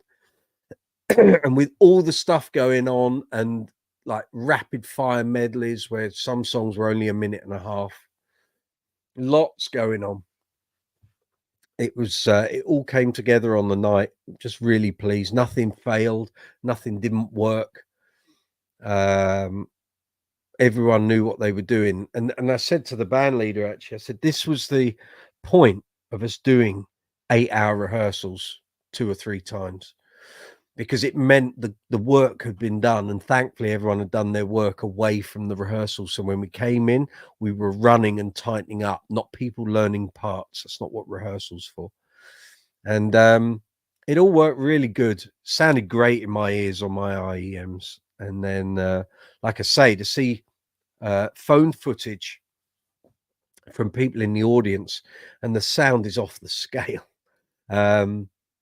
In fact, there's a clip. I'll post it up, but you'll need to click on the link to go through. So someone did like a 25-second clip of us playing Starlight by Superman Lovers. Let me just let me go and see if I can get it, if you guys want to check it out.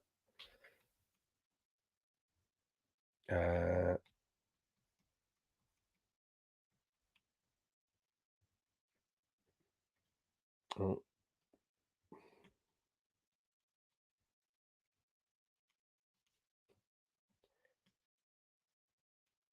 Got to log into Facebook.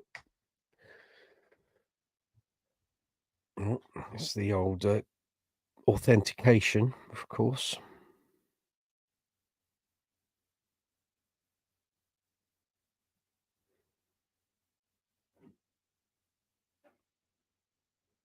It's not flying in. Just bear me a moment.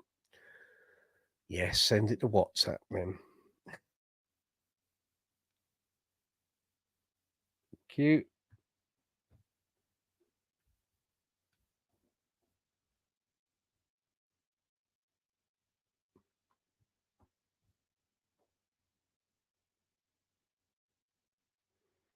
Here we are. Right.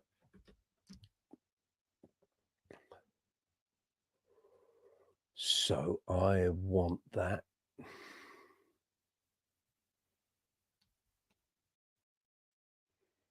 I think it's that one. Here we go. Here we go.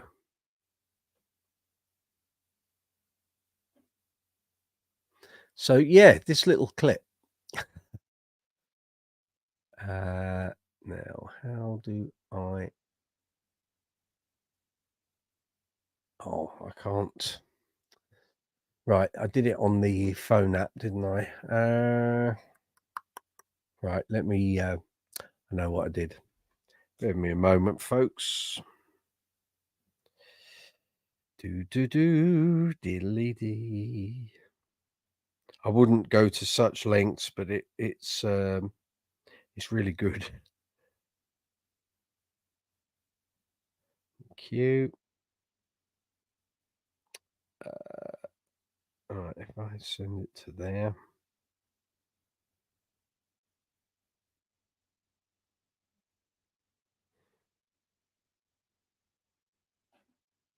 Right. Send it to myself and then I can copy and paste it to you.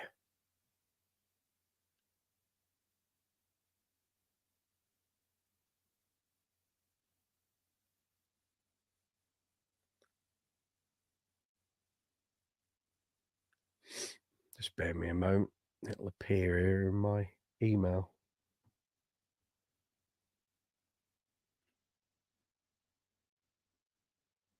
In time today's good.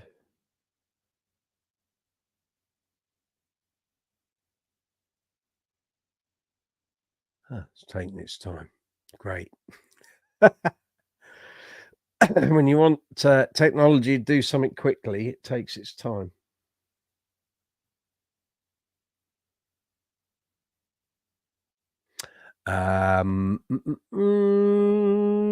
Stacy, refinement always shows. Russell's come back. Yeah, but what if you have some cool basses and want to show them off? That's the reason to the wife. I need another guitar bass because I need to set up for a different tuning. Very good. You're on a quick coffee break, then back to it. Okay. Patrick Sweeney, I prefer a 4 with the addition of range extenders. Okay. Don't mind a 5-string. 6 is not for me. Likewise. I did play a 6-string at a jazz jam in Australia last year, which was interesting. Was that your description or theirs? I'm being cheeky, of course. Russell's honoured. To be fair, I pick up a 5 more often than a 4. Just like with guitar, I tend to pick up the 7-string one instead of a 6er. Okay. Interesting. Russell, I like being able to build bigger lines and have the space to wander around, but also after a while, the 4 strings feel a bit thin and the 6-string guitars feel like toothpicks now. I get you. For some reason, this email hasn't gone, so I'm going to send it again. It could be because I'm using up lots of bandwidth with the live chat, but we'll see.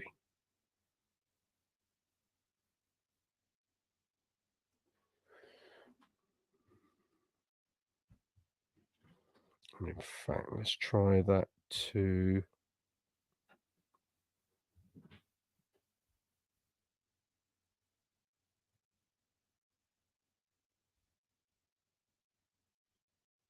Just got an error come up.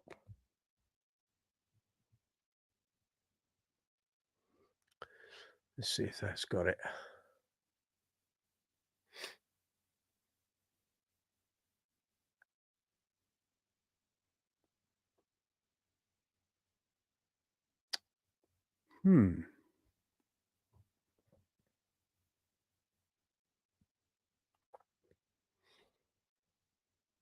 There's a funny thing going on with email tonight.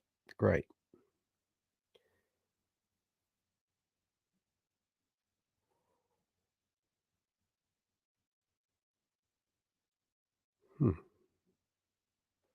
Okay, we'll just have to wait until that appears in my inbox because it's not playing ball at the moment. Oh, well. So much for the fine plans. Okie dokes. Patrick, 6 strings for me belong mostly in jazz fusion, dream theater. Yeah, I hear you. Kev Allen, regarding the Thunderbird, Toman make a cheap copy that plays okay. The TB70 VS. I brought one so I could take the scratch plate to a gig, hoping I could get the bassist to sign it, and she didn't. Oh well. Okay. Russell saying to Patrick, if I was going to go deep jazz or fusion, I'd want something like a Charlie Hunter hybrid, but they're super expensive. Okay. Kevin Allen, sorry, this relates to earlier conversation. Had a power cut. It's all right. It's okay. No worries. You can jump between topics. That's all good.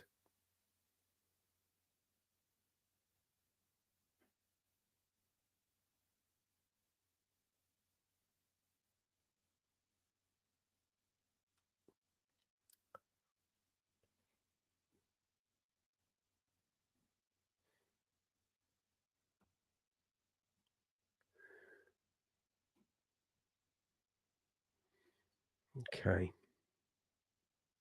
Definitely something weird going on with email tonight. I've sent it 3 times and it's not appearing, which is a bit odd. Tell you what, let me try and send it on here.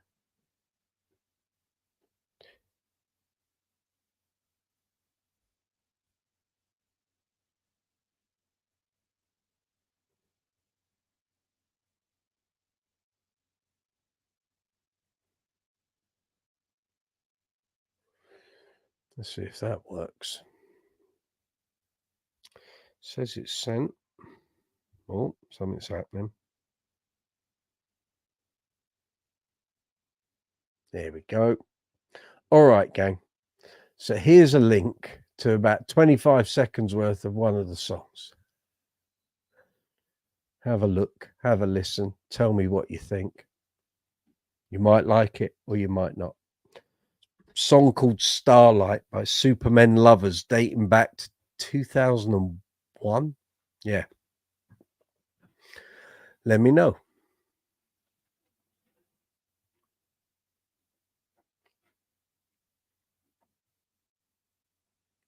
You might need to do a copy and paste into your browser. I'm not sure it'll be an active link, but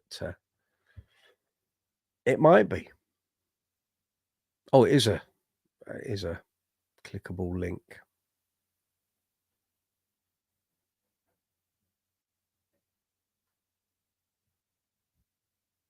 Does it take you there? It does take you there. So it's a video by a guy called Cormac O'Prey. I'm guessing he's Irish with a name like that.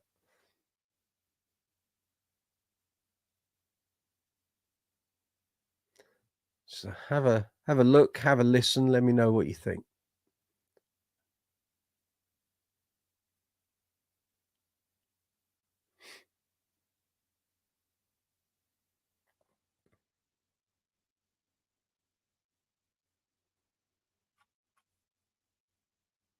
Let me know your thoughts.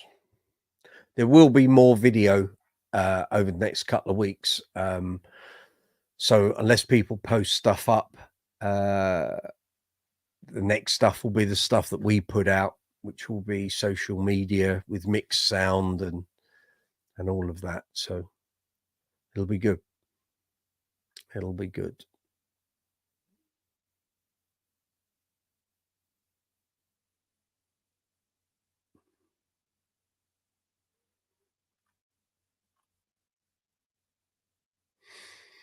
Russell, general PSA, Harley Benton are manufactured by Cortec. They won't tell you, but they do say they're made everywhere offshore, but Korea is omitted. Court can't work in Korea anymore, so it's court. Okay. Okie dokes.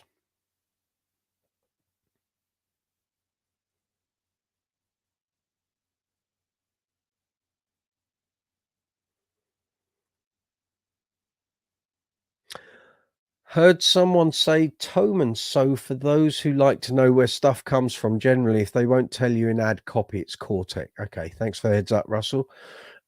Stacy. Oh wow, that's fabulous, Brooksy. Thank you very much. Well, I can't take all of the plaudits, of course. There's the rest of the band as well. I'm just doing one bit of it, but yeah, we had a good time. We certainly did. It was a lot of fun. Crowd were great. We had over 300 people in there, which for a brand new show, first night, isn't too shabby. And they were great. If you were there, I doubt anyone who was at that show is watching my live chat. But if you were there, thank you. It was a pleasure to play for you. And we did have a right old laugh.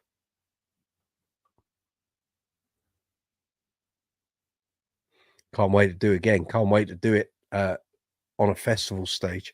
It's going to be great.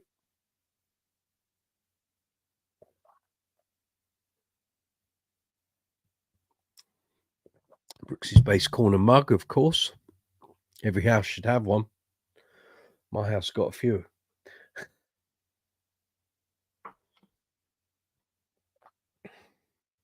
It's coming up to 20. Well, it's just gone 20 to 10 here in London, in the UK. Live chat 86 here on Brooksy's Bass Corner. Hope you're safe and well. Hope your bass playing's going fine. Hope everything's fine. Hope you're all in fine fettle. Russell, a streamer who only plays guitar with backing tracks on Twitch, invited me to create some bass lines. He does solo gigs up in Canada, so maybe next year I'd be finally doing a gig standing up. Go for it. Take the opportunities where you can get them, my friend. Patrick, sounded great. Great stage outfits. Where do I get a waistcoat like that? I don't know. You'd need to ask the band leader. Everything was ordered online, so there were 2 costume changes, all new gear. But yeah, I'll tell you what the problem with the waistcoat is. The bass knocks the button that turns it off, and it must have gone off about 10 times in a 1 hour set. I had to keep turning it on. There's a button just here on the right hand side, and for some reason that I was trying to make sure. I tried to set my bass at a height so it wouldn't do it, and it still did it. It was really annoying. So yeah. Stacy, how did you like playing in that waistcoat? Well, yeah, it is what it is. The waistcoat was fine, but unfortunately, as I say, the bass just, and I didn't even realize it's literally as it rubs across the button, it turned the LEDs off. And that happened about 10 times in a 1 hour set. It was very annoying. But there we are. Russell Zorner, since I can't write, I'm just going to take some riffing on playback and try to make something coherent. Steal a melody or two from somewhere. You do that. So that's neat. Thanks for the support. Coffee over. Keep healthy, everyone. Back to cutting boards. You do that. Take care of yourself, Russell. Thank you for getting involved. Much appreciated. So if you've got any questions about basses, bass guitars, bass amps, bass effects, bass accessories, strings, gig bags, pedals, pedal boards, setting your bass up, setting a pedal board up, you got any questions regarding bass guitars, let me know. And if I don't know the answer, then one of the fine people here on the live chat will probably know the answer. Kev Allen, Bodyshapes, anything unusual you've actually enjoyed playing? Yeah, I remember playing some Jens Ritter basses, which are very expensive, very nice, and they're a bit funky. Some of them aren't contoured, some of them are, and some of them take a bit of getting used to. But generally, they're quite good. I think, what else have I played? It's been a bit exotic. Had a couple of Federas that were custom orders. Not me personally, that I haven't had Federas I've reviewed for magazine. And some of those were some of them had no contouring on the back. It's hot, and that, if the bass is heavy, it makes it a real bind. If the bass is relatively light, it's not so bad. Trying to think what else. Played a couple of the sort of like Warwick exploiter shape things when I was over at their facility back in 2016 for the Warwick base camp. Alembics, obviously.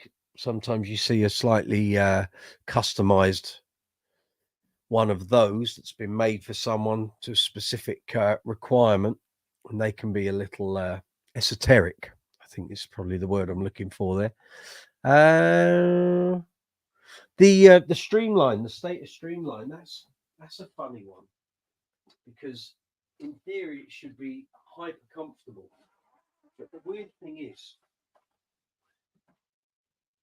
and it's no different than what bass players with Steinbergers found, is that you've got no real body to rest your arm or your wrist against, and it's a bit disconcerting.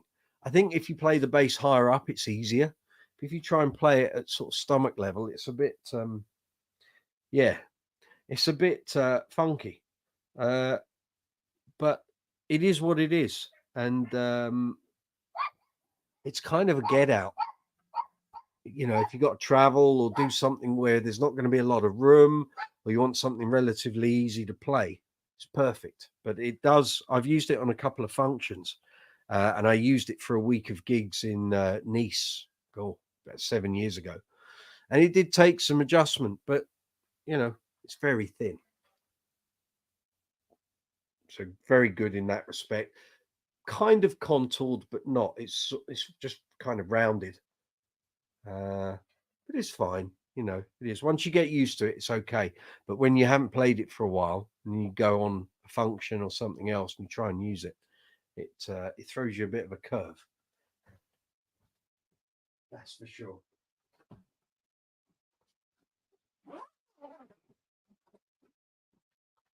Other than that, no, everything tends to fall into sort of traditional shapes, doesn't it? I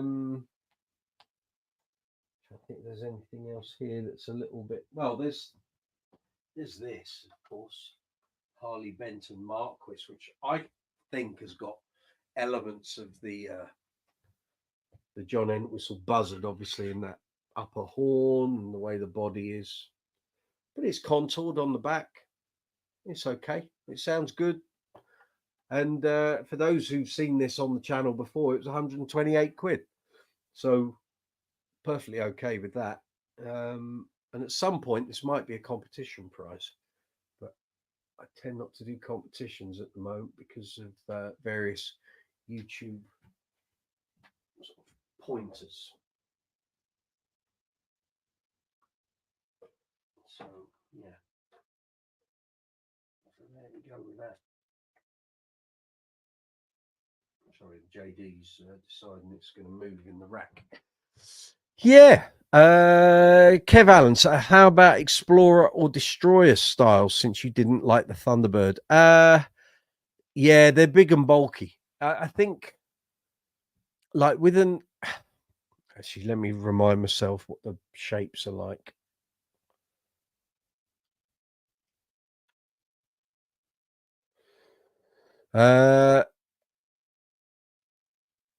Yeah, they kind of are what they are. So that's the Explorer. Destroyer. I think those sort of things, unless you're playing a rock band, it's a bit of a novelty. And a lot of the stuff I do wouldn't really work. But in terms of a bass version, you know, if it was an Entwistle alembic with those sort of bodies, I'm up for that, because the sound and the electronics and the tones would make it worthwhile. But I wouldn't want to, you know, I'm not going to use that on a Queen tribute or an ABBA tribute or any of the other things. But then I say that, and then I've got a Warwick Bootsy bass here, which I use with Uncle Funk. So that's, you know, that one's very lively and obviously very different. How did I forget that? Yeah, so you want weird and odd, and that's the base to have, really. Of course.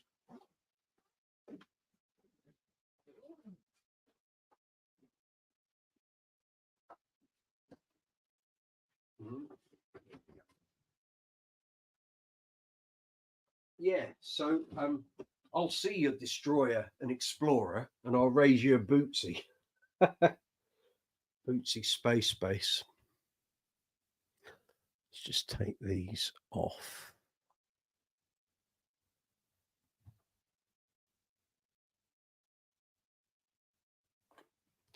There, one of those.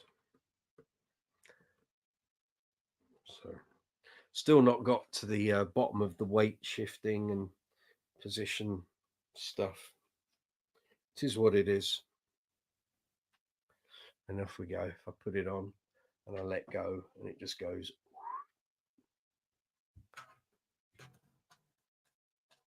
Neck shifted. Whoa, bit of adjustment needed.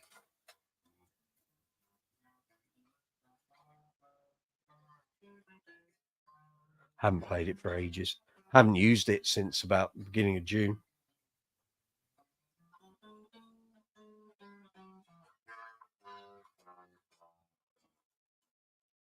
Truss rod tweak required. I think it's probably just a little overly straight at the moment.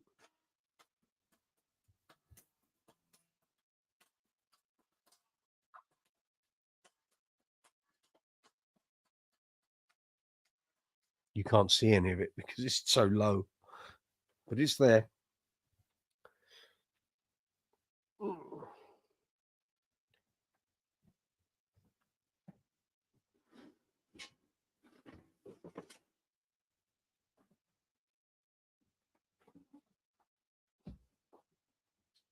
It's certainly there.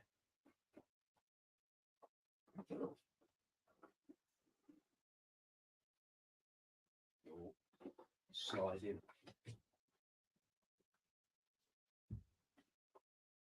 There you go. There we go. Yeah.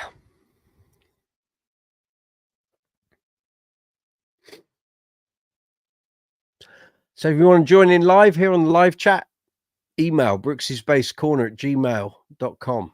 I'll send you an invite, and you click on the invite link and you come straight to screen. Here we are. It is 8 minutes to 10 here in London town. Hope you're well. This is live chat 86 here on Brooksy's Bass Corner.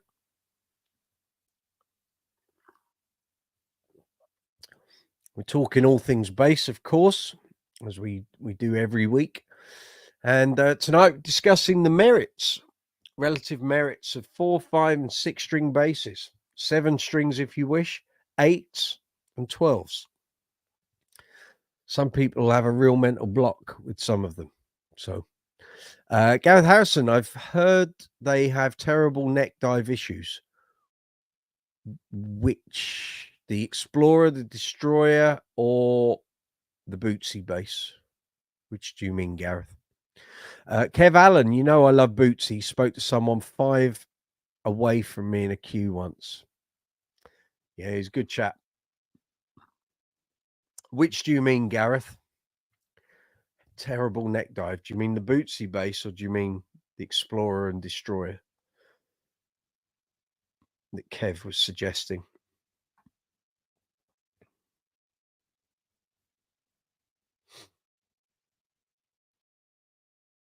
The Bootsy, yes, it does. It has atrocious neck dive, possibly one of the worst I've ever encountered. How Warwick thought that was acceptable and brought that bass to market, I've got no idea. You'd have known at the initial design and research that that wasn't going to work. And it is dreadful. I've got here in this drawer, not that drawer, clearly, I've got just under a kilo of wheel weights, which come on adhesive strips, a kilo of those. I did a test run and sellotaped them onto the side of the points on that body because there's quite a wide section where you can tape them on. I put a kilo of weight on that bass and it made no difference. So I don't know what to do. It's to do with the position of the strap buttons. But the problem is where they've put the one on the upper part above the neck, it really needs to have like a horn. You suddenly realize why basses have an upper horn. And I don't know how to get around it. And I don't know if there is going to be a solution to get around it. I'm probably just going to have to put up with the way the bass plays, find a way that I can get it to sit on me when it's on a strap. But you can't really slide because your hand is supporting the neck constantly. And it's a bit rubbish, I have to say. And it's a shame because otherwise the bass sounds really good. And it's good to play. It's good to play when you're sat down, but when you're standing up on a stage and you can't clap because the bass just goes.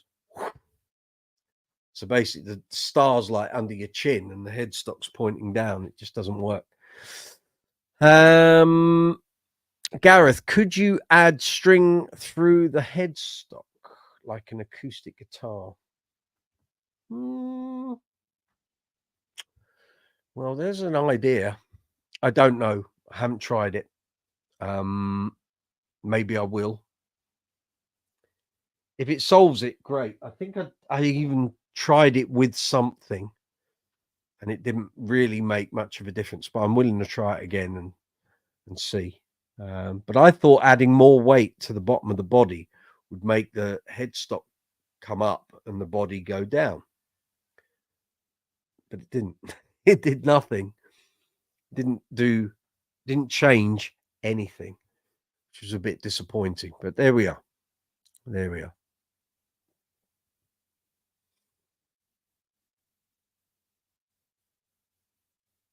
But like I say, it plays and sounds really good.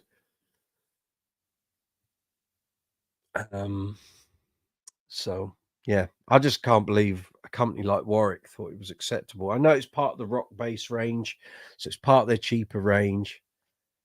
But you know, it's cheap. It's still, I think, brand new. They were £1,400, something like that. 1,300, 1,400. It's not cheap, really. But how could something be designed? And they must have done like a blank test with like a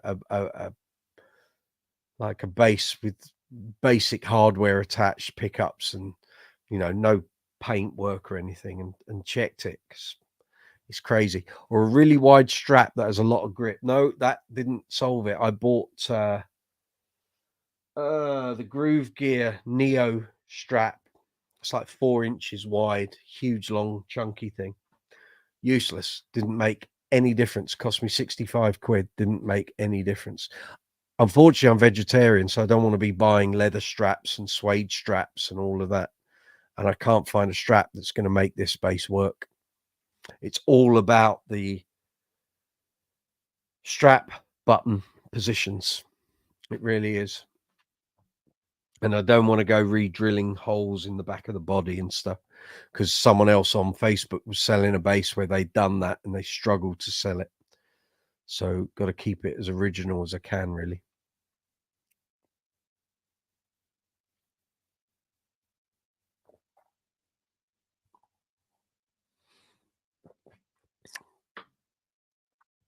Just coming up at 10 o'clock here in London. Live chat 86 here on Brooksy's Bass Corner. You're very welcome. Come on in. We're a friendly bunch. We want to talk basses, bass guitars. We're the only, or me. This is the only weekly bass live chat I can find on YouTube across all the millions of platforms here on, millions of channels here on the YouTube platform. There isn't another weekly bass live chat. I've tried looking. I just can't find any.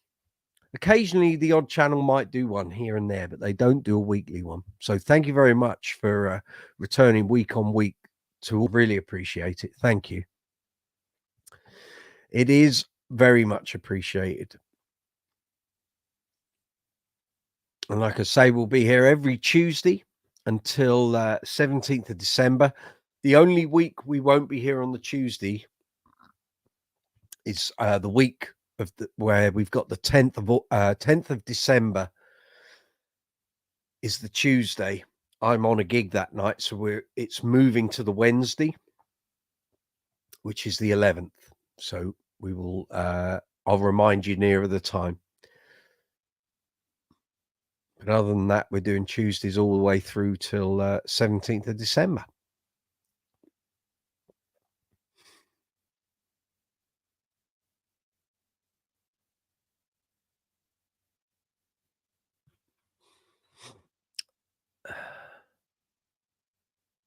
So what's everyone got coming up gigs wise? Who's out and about? What are you doing?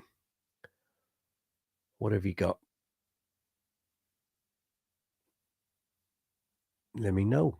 John Cooper, good to see you. Good evening, Brooksy. And all as usual, I'm late to the party. It's okay. And I've got to go soon. Okay. So quick hello to support, and we'll watch later on catch up. No problem, John. Thank you very much. Gareth Harrison, Scott's Bass Lessons put out a video earlier called Is the Bass Amp Finally Dead? IEM Takeover. I don't think it's dead. I think it's I think things are just changing. And since we came out of lockdown, a lot of venues have gone. I think a lot of venues that exist now have noise restrictions placed on them, and they're trying to limit drum noise and amp noise and all of that. And in order to comply with that, a lot of bands are having to go down the IEM route. And for some things, it's not ideal. And some things it is. I mean, I did the Queen show on Friday and I had an amp and a cab, and it felt quite alien to me, I have to say. I'm so used to having everything in ears that having an amp and a cab was a definite change. But I don't think it's dead. I just think things are changing. Ask any of the amp manufacturers. I know they're all feeling it. The ones I've spoken to in the last 12 months have said the same thing. It's like no one's buying amps. They're just not. They want preamp pedals, and they're going IEMs. My gig on Saturday is IEM, centre of London, and thank God, because I really didn't want to drive in with a rig, that's for sure. But no, they've said IEMs all the way, please. But you can have that. You can have that. Kev Allen, Bootsy's bass doesn't dive live. No, right. So his bass has the points are in a different place. So the rock bass is a bass in its own design. His bells and whistles bass that Warwick will charge you 70 grand if you want to make one or have one made, just to put you off wanting one. The points are in a different place. That's the difference. No, his bells and whistles bass is a Warwick. It's but again, it costs. We tried to get a quote to have one for Uncle Funk made, and the quote that came back was 70 grand because they don't want to do it. So we gave it a bit of a wide berth. A ratchet strap, then. What's that? Tell me, Patrick. A ratchet strap. Bill Clements, good to see you. Welcome. Welcome along. Thank you for all your posts on the community posts lately. Thank you.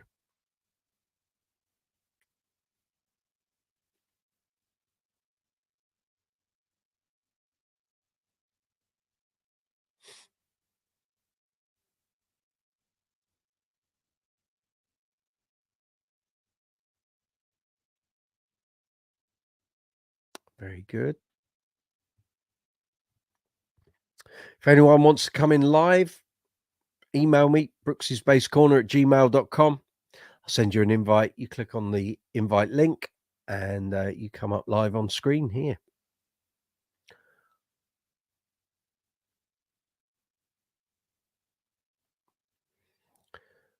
So there'll be some workshop videos coming up very, very shortly. I've just got to get this week out the way.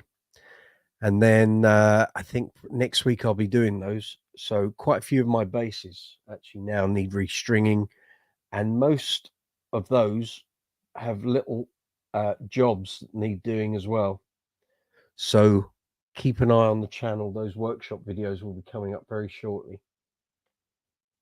And we haven't done one for well, a year. I think last workshop videos were the ones I did on the live chats about this time last year. So it'd be good to get back in there.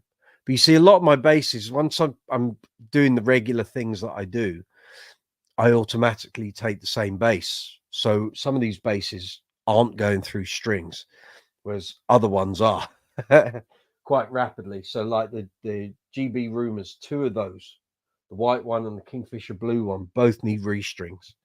Kingfisher Blue hasn't had a restring since December 2021.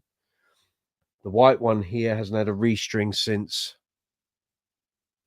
May 22. So they're both due redoing. Stingray's going to get done as well. The Alembic Persuader's going to get done. I've got a couple of jobs on the GB Rumor, the white one, that need doing. The Lakeland 4464 needs new sponge put in under the pickups because the sponge on this is knackered. It's not a particularly old bass. Let's see if you can get a decent picture here. So yeah, the pickups are just all over the shop. There's no, they move too much.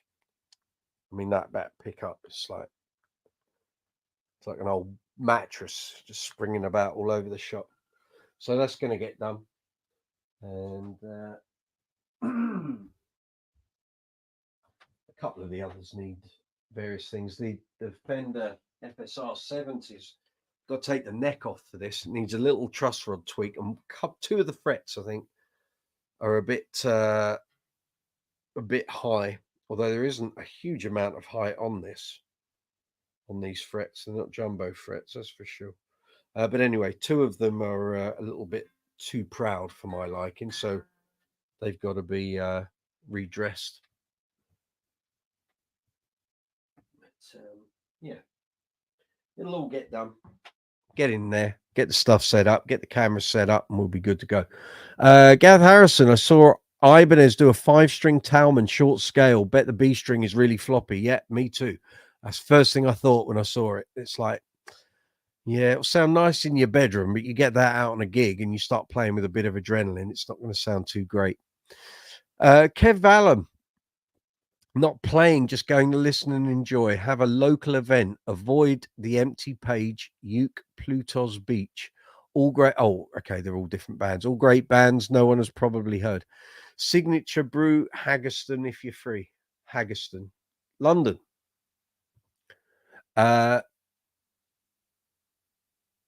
When's that, Kev? Oh, because I asked who's doing gigs. Right, got you. Local event. Where's local, Kev? Haggerston. Where's that?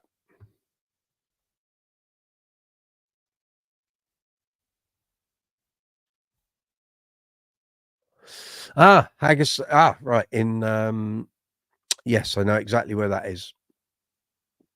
I did a photo session for one of my old covers bands up there near Hackney. Gotcha. Thursday. Can't do 31st of the 11th. Do you mean 31st of the 10th? I can't do that, unfortunately. It's my partner's birthday. But thank you for the invite, Kev. Much appreciated. And actually, this Thursday, what am I doing Thursday? I'm out on Friday seeing John East. So Thursday is my video editing day before we have birthday dinner. So yeah, that's kind of my Thursday all taken up. But thank you very much for the offer. Much appreciated. Patrick Sweeney, a ratchet strap is used to tie down loads on a lorry. Right, thank you. You could ratchet into position, although you probably wouldn't be able to breathe. No, quite right. Quite right. I'll find a way to sort this Bootsy bass out somehow. I don't know what it is yet. We will get there. We will get there.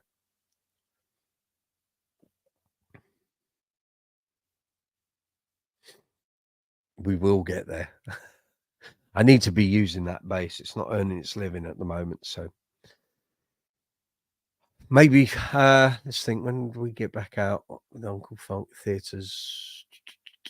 Probably around March time. I want to have it up and running by then.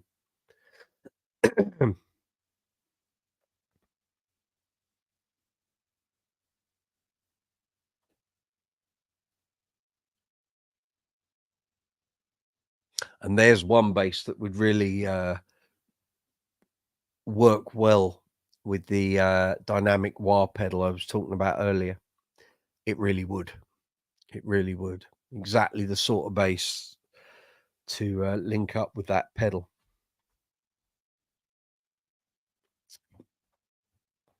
But yeah, the whole pedal setup worked very well on Saturday. I was very pleased with that.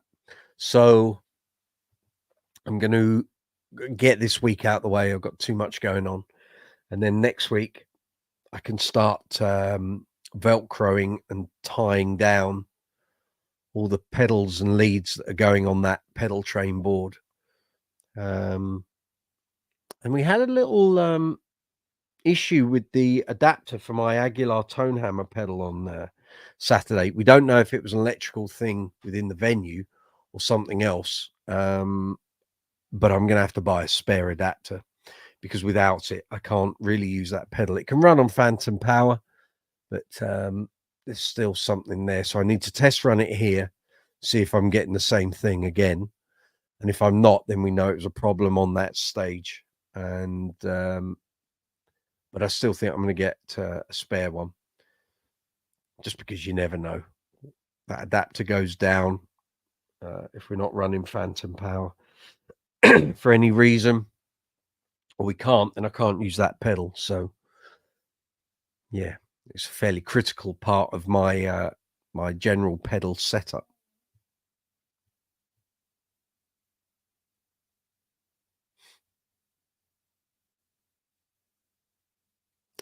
So 4, 5, 6 string basses, 7 string basses, 8 string basses, 12 string basses. Which do you prefer and why? Let me know. Get involved in tonight's topic.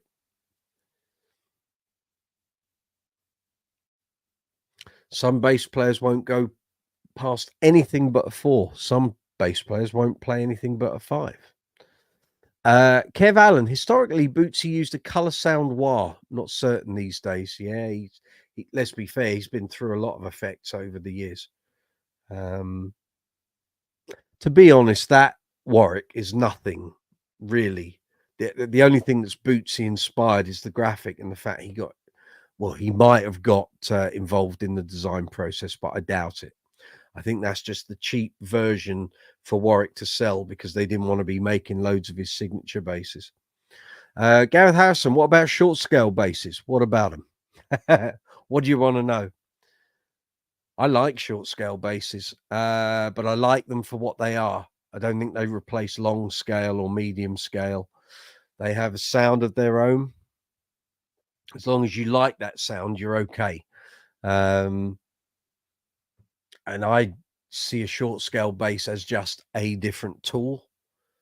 It's not replacing or like anything else that I would have in my collection. It would be a sound of its own. I don't own a short scale, I don't think. Do I? Do I? No, mediums. I've got 1, 2, 3.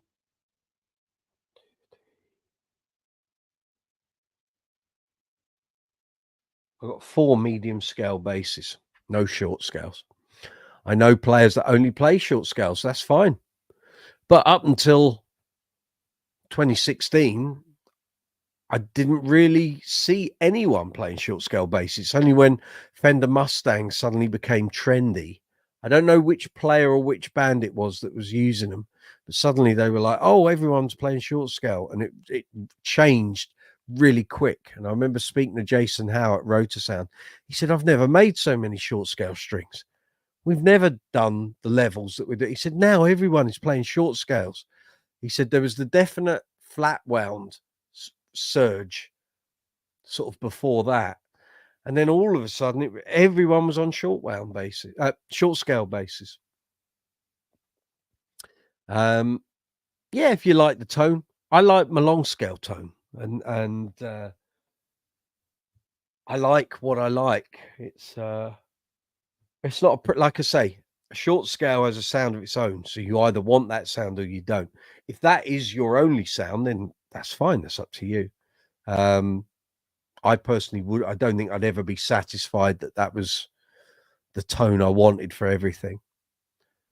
But each to their own. Kev Allen, I'm building a short scale for my granddaughter. Yeah, I remember you saying the other week. How's that coming along? How far into it are you? What have you done so far?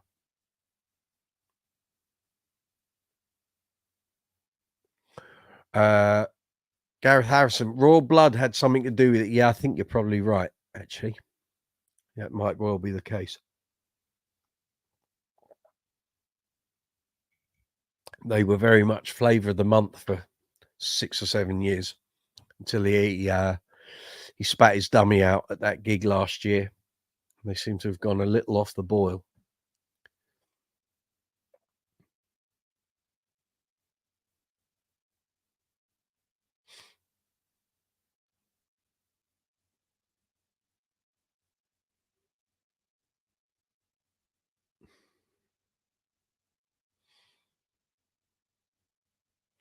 Kev Allen, not a great body cut and neck kind of thought about. Not great body cut and neck kind of thought about. Okay, right, got it. Okie dokes. What's the there's no deadline, I'm sure, but when do you think you're going to have it finished by?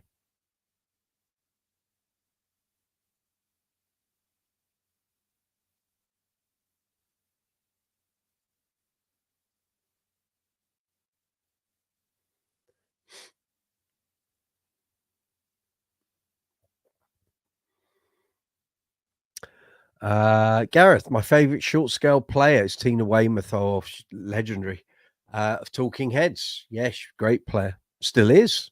Still is. Kev, hope to have that bass ready for her 9th birthday, April 25th. Fabulous. She said, say it again. She shares her birthday with Neil Fairclough, Queen's bass player, April 25th, although he's not 9, obviously. Very good.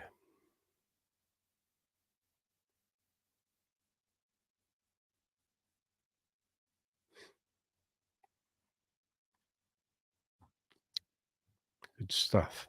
Well, we want pictures of that as you go through the process, Kev. So I'm teasing, of course. Let us see it at the end when you're finished.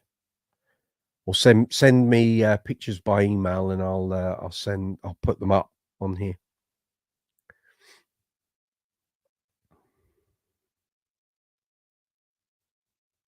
Start them young. That's what I say. 9, perfect.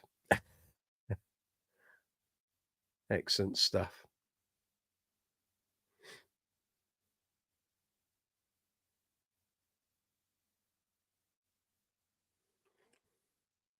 Okay, it's live chat 86 here on Brooksy's Bass Corner. Come to you from London town here in the UK.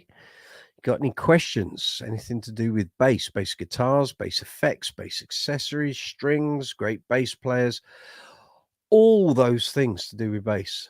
Let us know. Put your comment in the chat box at the bottom of the live chat window. Press send. It'll appear here in my feed. Don't forget, we have the super chat option if you wish to contribute to the channel. It's very much appreciated, those who do. And we also have the super thanks option on every video here on Brooksy's Bass Corner because we're a monetized channel. And those donations help to keep the channel going, oils the wheels within the YouTube algorithm, and keeps us going.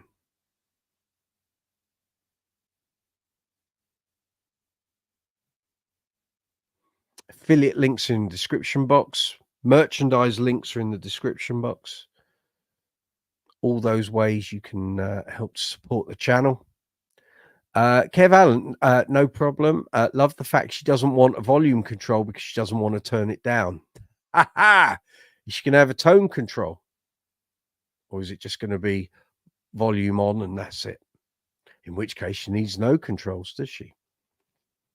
She could just plug straight into an EQ pedal or preamp pedal and do all her tone control from there.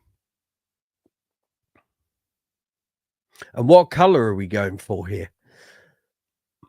What color does she want to have it?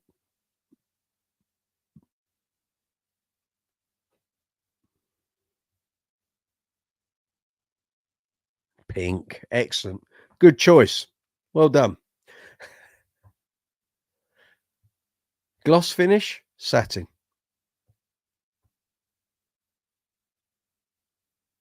And is that a pink neck as well? I'm talking the back of the neck, not the fingerboard. Unless she's having a pink fingerboard as well. Gareth Harrison, do you own any semi-hollow basses? I love my Jack Cassidy. Never considered a semi-hollow before getting this. Yeah, I've got 3. I've got 2 Washburns, an AB40 and an AB10. And over here, I have an Ibanez. Oh, God, I get it wrong every time. Is it an SR500 DEF? One of these, which I love. It's got a piezo with a separate volume for each string. Active, but it's only an active tone control. And the piezo, of course. Flat wounds on it. Flat wound Damasio's. It's an SRH500. There we go. Love it. Absolutely love it. I've used it actually on band gigs instead of a regular solid body bass. It's been great. Kev Allen, gloss with Hello Kitty scratch plate. Fabulous. Can't wait to see that. Might get you to make one for me, Kev. But yes, I do like a semi-acoustic bass, Gareth. I haven't got a Strat on at the moment. William Derbyshire, Bill Derbyshire, of course. Started my granddaughter on bass at 5 years old with a Squire Mini P bass. She loves it. Excellent. Got to start them young. Too many kids are kind of put off bass by the size of it and the strings and all that. If you can give them something that fits in their to their size, their ratio, you know, if it works, then if they learn to start listening to music and playing along, great. More of that, I say. More of that.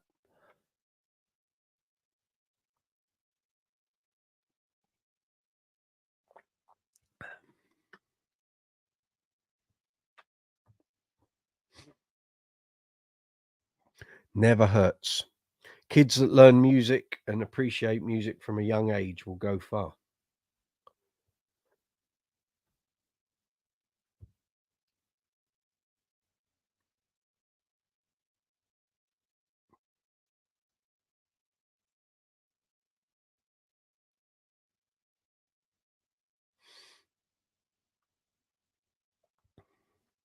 I mean, having said that, I kind of knew when I was about 6 years old I wanted to be a musician. I didn't know what I was going to play. And it took me years to get round to doing that. But from the first time I picked up a bass, that was it. Sold. Hook, line, and sinker. Right, that's me done. I know exactly what I want to do. And here we are. Nearly 40 years later.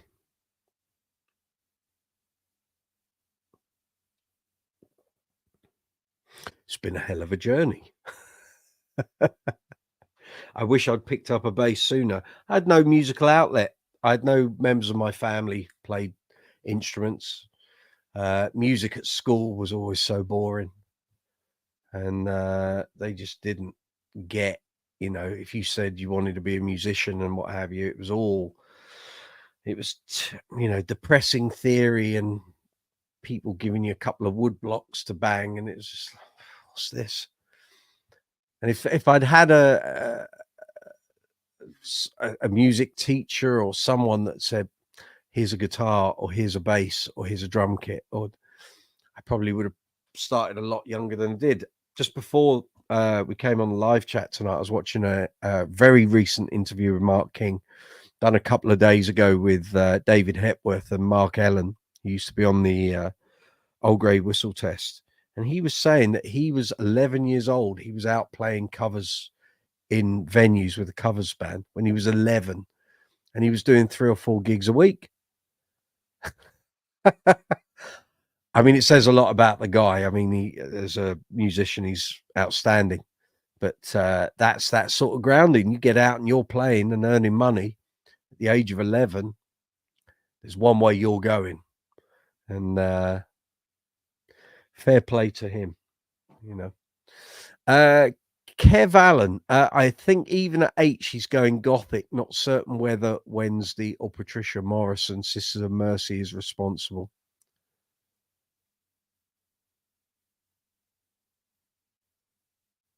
I understand what you're saying. She's going to be buying a lot of white makeup and black hair dye, probably. Then I would suspect.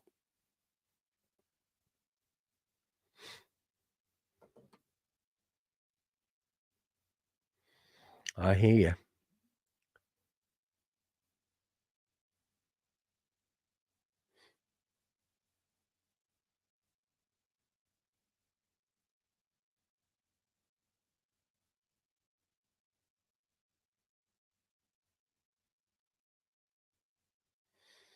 Okie dokes. Okay, I think I'm going to wind live chat down this evening. I think we're slowing down a bit. So thank you very much, everyone, for getting involved tonight. Thank you for coming on the live chat, joining in the chat. Very much appreciated, of course. Thank you to all new subscribers, not just tonight, but throughout the last week, past month, past year. It's all growing. So all the numbers are going up. Everything's good on that front. So later this week, the Jack Bruce interview, might even get the Barry Morehouse interview. I've been scanning stuff in today for that. So that should be up too. Got some shorts going up. There's some stuff going up on TikTok and Instagram as well. That's probably all we're going to get done this week before I have my this gig in town on Saturday. So I will get as much as I can up this week, and then next week we will start to go full throttle. So take care of yourselves. Have a great week. Hope your bass playing goes well. If you've got any gigs, enjoy.